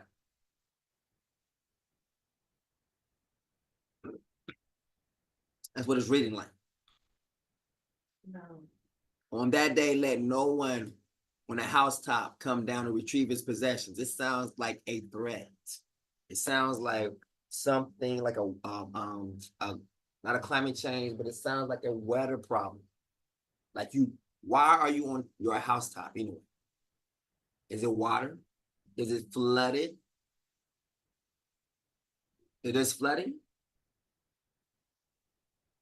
Likewise, let no one in the field return for anything he has left behind. Why is that? What's going on? Are people being killed? Are people being slaughtered? While you're gone, are they being slaughtered? Remember Lot's wife. She was turned what? She was cast out for the most part. She was turned into stone, a pillar of salt, because she turned back. Whoever tries, look at this, to save his life will lose it. I mean, if you try to save your current life the way it is, you're going to lose it. But whoever loses his life, his current life, will preserve it. Meaning what? I always used to be able to do this. I used to be able to do that. If you try to save it, you're going to lose it. You're going to lose your literal life trying to save the life we used to have. But whoever loses the life that they have now will preserve it. Now watch this. It's the same thing. It means flee. That's all it's saying. Remember Lot's wife. What was Lot's wife doing? She was in the midst of fleeing with Lot. But then she began to think about, oh, I had this. Oh, I had that. She had possessions back in Sodom and Gomorrah. She didn't get a chance to get all of her things. So what does she want to do? She wants to go back. I just want to look back at what I left behind. When she does that, boom, she turns into a pillar of salt because she couldn't let it go. She could not let it go. And that's why she turned back. When she turned back, to go back, she was turned into a pillar of salt because she could not let go what she left behind. She couldn't let it go. So that's why I was going right to that scripture of whoever tries to save his life will lose it, just like Lot's wife. But whoever loses his life will preserve it. And watch this. Many people might have come from, having this, having that, and all that kind of stuff. We all come from that, right? But for me to try to go back and try to get that, it's crazy for me to do that. Look what Charles is doing. So it says anyone that's trying to do that, they say you will lose it. Look at all the people. It's right there in America now. A lot of people are like, you know what? Well, I don't want to come to Africa, so-called Africa, because, you ain't going to be able to do this, do that. Guess what? You ain't going to be able to do anything pretty soon. Where you at? So those trying to save their life while they're there in America will lose it. Trying to preserve their way of living in America will lose it. But those who loses their way of living in America will preserve it. It means flee. Those trying to stay in America will die. Woo! That's what it means. That means they're going to come up and do a cleansing. If they're already saying that they're coming against carbon, the warfare is on carbon, then that's colored people. I tell you, on the night, watch this, it's showing again, flee. Like I'm telling you, all the things I'm telling you is showing in the scripture. It's giving you more examples of what I'm saying. So it said, remember his last wife that was fleeing. Whoever tried to save his life when he's in the midst of fleeing, try to go back, whatnot, will lose it. But whoever loses his life, meaning what? Loses their possessions, loses whatever it is, their lifestyle, whatever they had there in that place, will preserve it. I tell you, on that night, 2 people will be in one bed. One will be taken, the other will left. Meaning what? One will flee and the other will just choose to stay. One will literally get up and leave. I can't do this. I gotta go. I can't do it. I gotta go. I'm not gonna stay here and let them kill me. I gotta go. You can stay if you want to, but I gotta go. One will be taken and the other left. Look at this other part. 2 women will be grinding grain together, which is the same thing as one will be taken and the other left. Watch this. That means that we could be over here in the land telling people about what's going on. Hey, we gotta get to Sierra Leone, all that kind of stuff. People who listen will be taken. The ones who don't listen will be left. We roll with y'all because the king is with y'all. So we're going to be good with the king. People hear the good news. One might roll, other one might leave, might stay. Watch this. Where King Heartofpsalms, they asked, Isaiah answered, where there is a carcass, there the vultures will gather. So that means that where dead people starts to arise, vultures will gather also to eat them. It don't really sound like burials. It sounds like people are going to be, if it's a lot of death, what if these people are not allowed to be buried? What if it's too many deaths? What if it's too many, whatever? And before they can get to them, on the same day that they died, there's already been a vulture assigned to come there to start eating them. I'm just saying. That can happen. Like the moment you die, you know, they can't really get to trying to bury you or not because vultures is coming down the strike to attack your dead body. Look, wherever means wherever in the world, there is a dead body. Vultures will gather. That lets you know at the time the wicked is going to be eaten by birds, man, by vultures.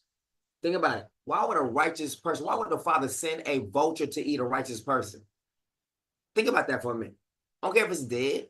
You don't think the Father can actually protect a dead righteous person's body? So just because it's dead don't mean that the vulture has to come around and start to nibble on their body.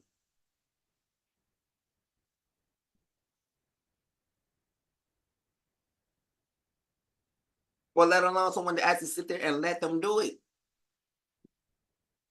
Just saying. Why would the righteous think? Notice, and the two lay dead in the streets. And notice it don't say in the next part, say, and vultures came to devour their bodies.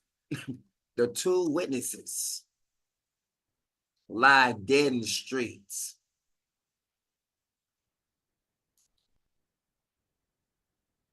Let's look at that real quick.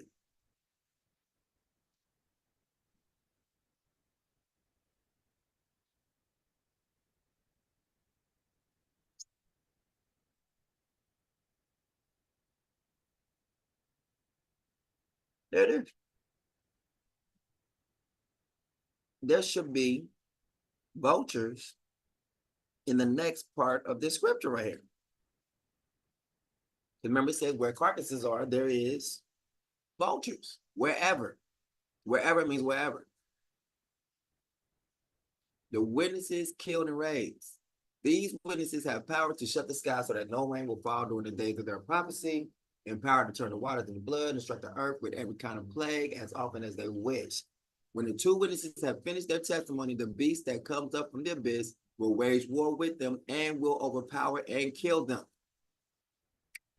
And the vultures will come and devour their bodies.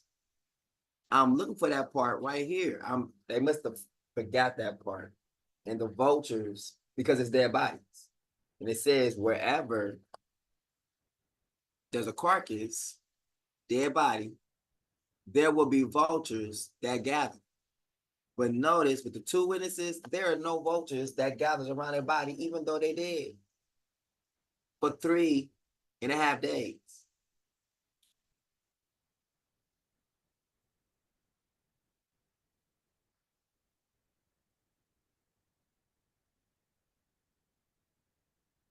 There's no vultures in sight.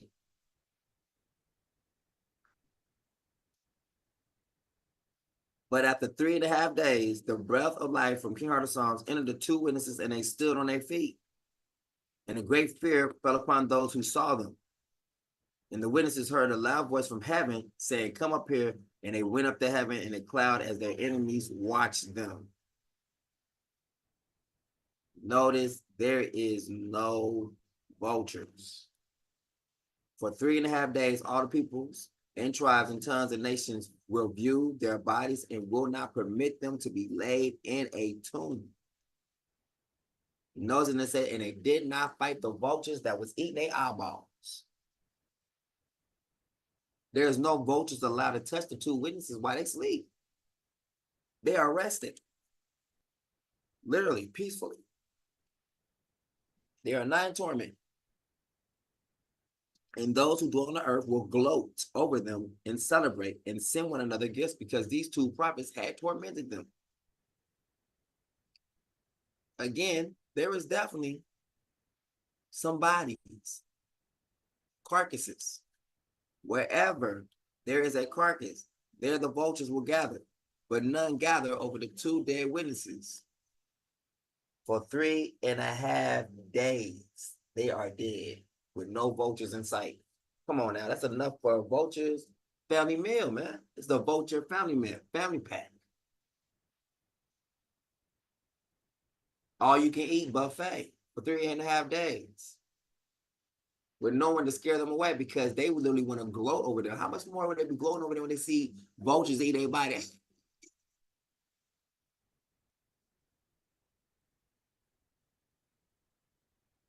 So how can the Father be giving you glory if he's allowing vultures to come through and devour your body? That must be only for the wicked. So the wicked that's going to be dying, when we hear about birds, you know, circling their bodies and coming down and swooping down and eating, that's because they wicked. I don't know why. And the Father has allowed for them to be eaten up by birds.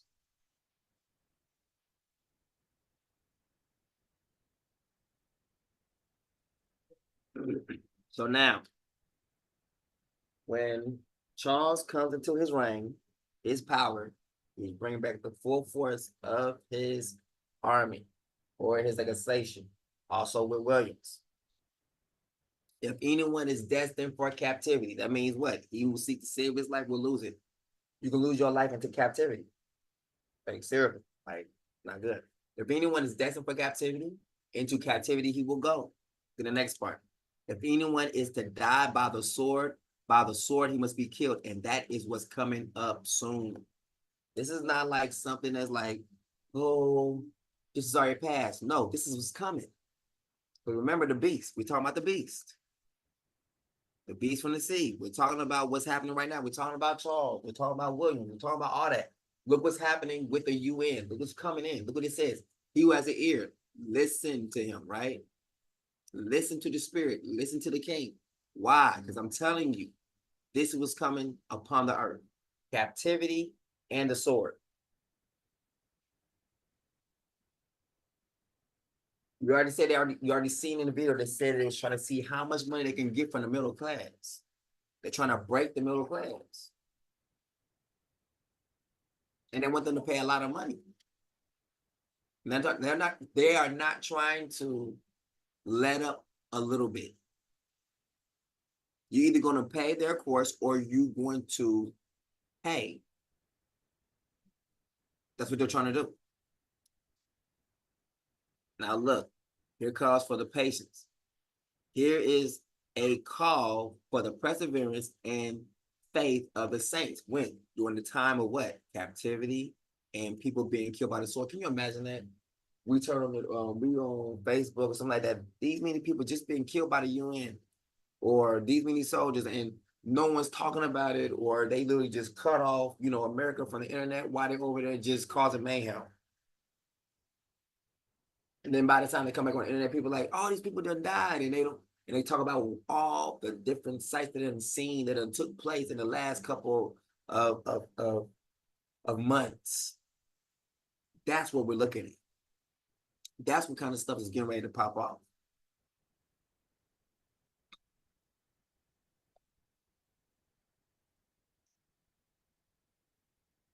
The beast from the earth. Then I saw another beast rising out of the earth. This beast had 2 horns like a lamb, but spoke like a dragon. Meaning what? He looks soft, but he's not. This is Williams. This is Williams.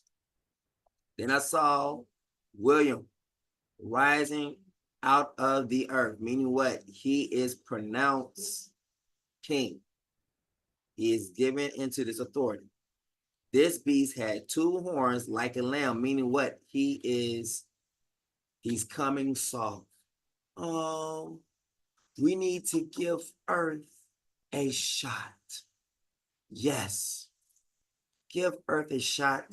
Stop with all these emissions. Stop it. You know, he's speaking to Trump, speaking to Elon Musk. You need to spend your money on the poor. You need to do all these kind of things. He is coming off in the way that seems righteous, that seems holy, that seems like a lamb.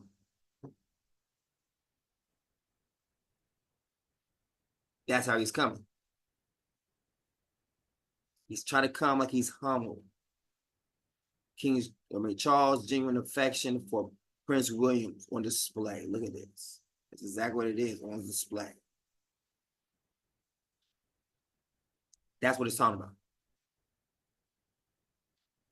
He's going to come cunningly. He's going to come like a lamb, but spoke like a dragon. So he looks harmless,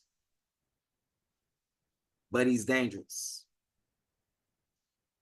He looked like he won't hurt a fly, but he will take your life. You understand? All right. This one right here. That's what he's talking about. Him downstairs. Him.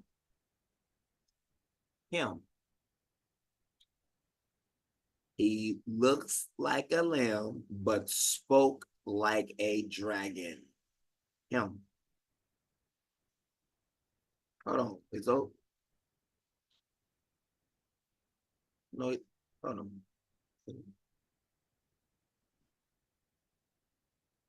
I just probably click on the picture.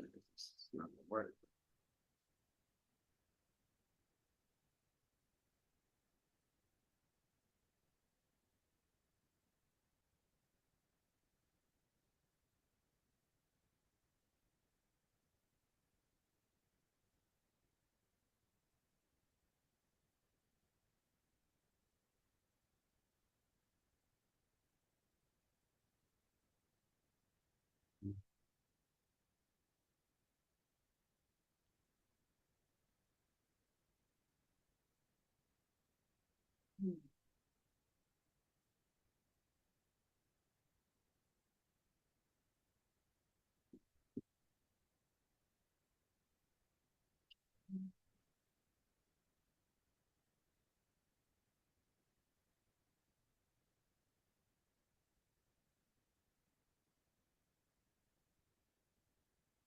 Get back to it. All right.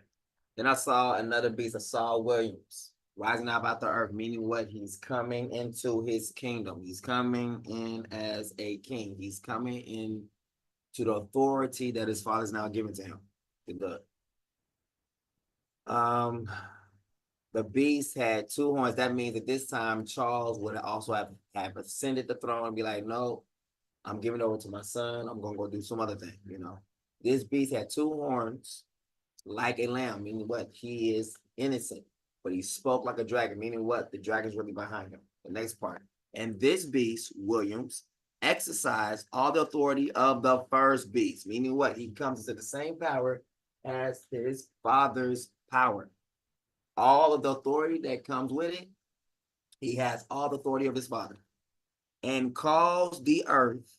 So William causes the earth, and those who dwell in it to worship his father, whose mortal wound had been healed, which could be cancer. It could be someone trying to shoot at him and he's right. Whatever it is, all it is, it will be Williams trying to get the whole world to worship his father, Charles. Are y'all seeing this?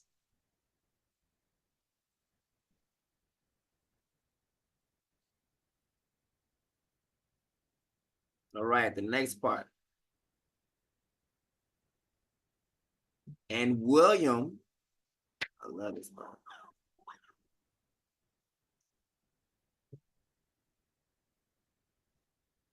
And William performed great signs. Wow. Even causing fire from heaven to come down to earth in the presence of the people. Okay.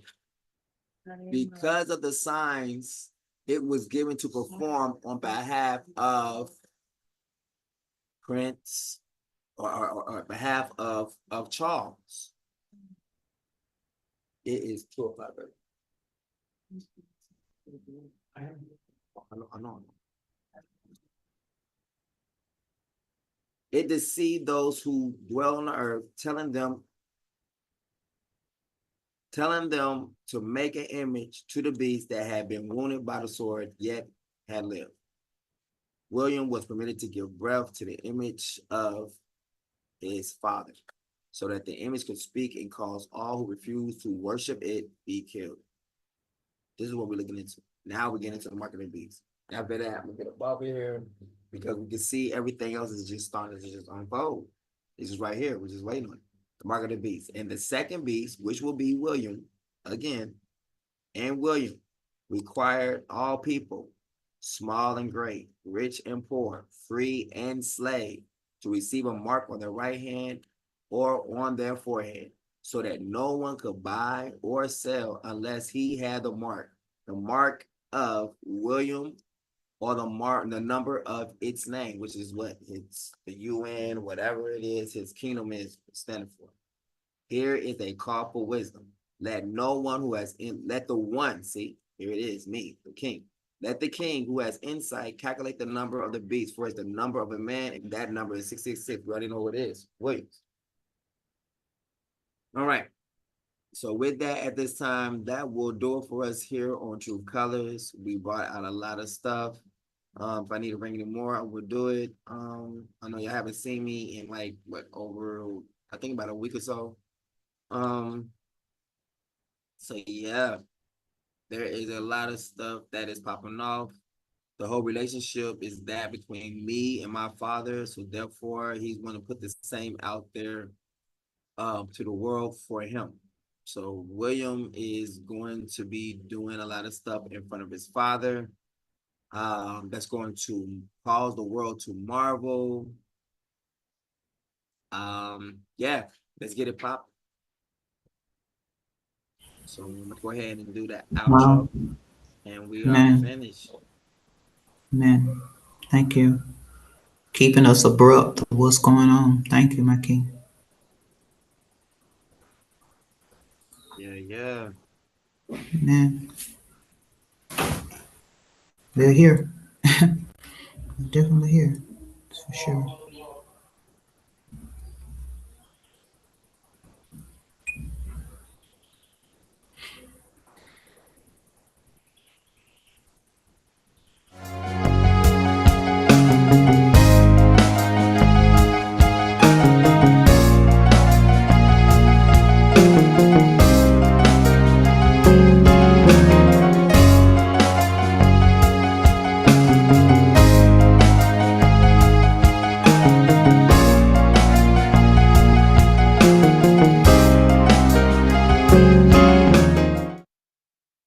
Shoutouts. Revelations. And the third angel followed them, saying with a loud voice, if any man worship the beast in his image, and receive his mark into his forehead or in his hand, the same shall drink of the wine of the wrath of Elohim, which is poured out without mixture into the cup of his indignation. And he shall be tormented with fire and brimstone in the presence of the holy angels and in the presence of the Lamb. And the smoke of their torment ascendeth up forever and ever. And they have no rest day nor night who worship the beast in his image, and whosoever receiveth the mark of his name. Satan cast into the lake of fire. And the devil that deceived them was cast into the lake of fire and brimstone, where the beast and the false prophet are, and they shall be tormented day and night forever and ever. The great white throne. And I saw a great white throne, and him that sat on it, from whose face the earth and the heaven fled away, and there was found no place for them. And I saw the dead, small and great, stand before Elohim, and the books were open, and another book was open, which was in the book of life. And the dead were judged out of those things which were written in the books, according to their works. And the sea gave up the dead which were in it, and death and hell delivered up the dead which were in them. And they were judged, every man according to their works, in death and hell were cast into the lake of fire. This is the second death. And whosoever was not found written in the book of life was cast into the lake of fire. But I will tell you what will happen to cowards and to everyone who is unfaithful or dirty-minded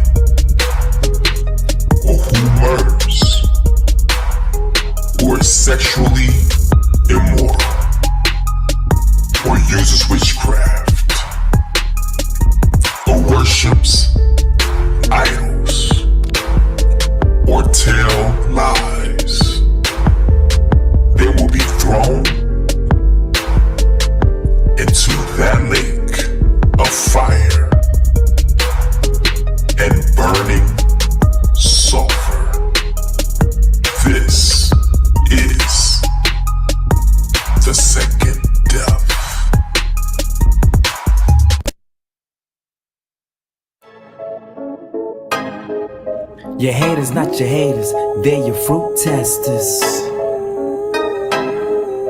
Your haters, not your haters, they're your fruit testers. Hey, who I said your haters, not your haters, they're your fruit testers.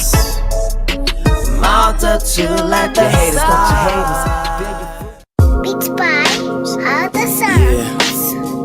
Truth colors, truth colors, truth colors, truth colors, truth colors, truth colors. Ayy, when you learn the truth, it will set you free. Many are held captive, stolen identity. But let me just shoot the breeze, release you from second squeeze. He's all like enemies, no matter the color you see. That truth reign.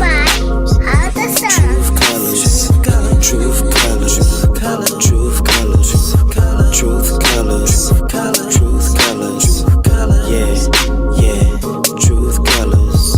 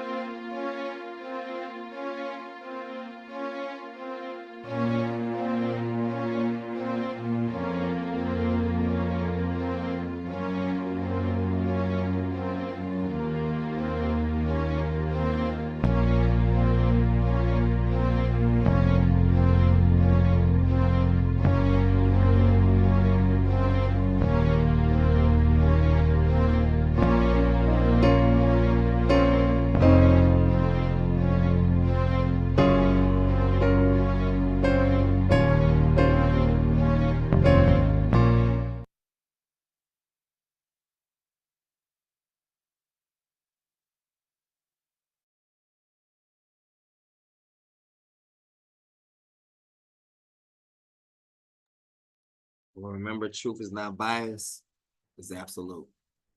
Here you go.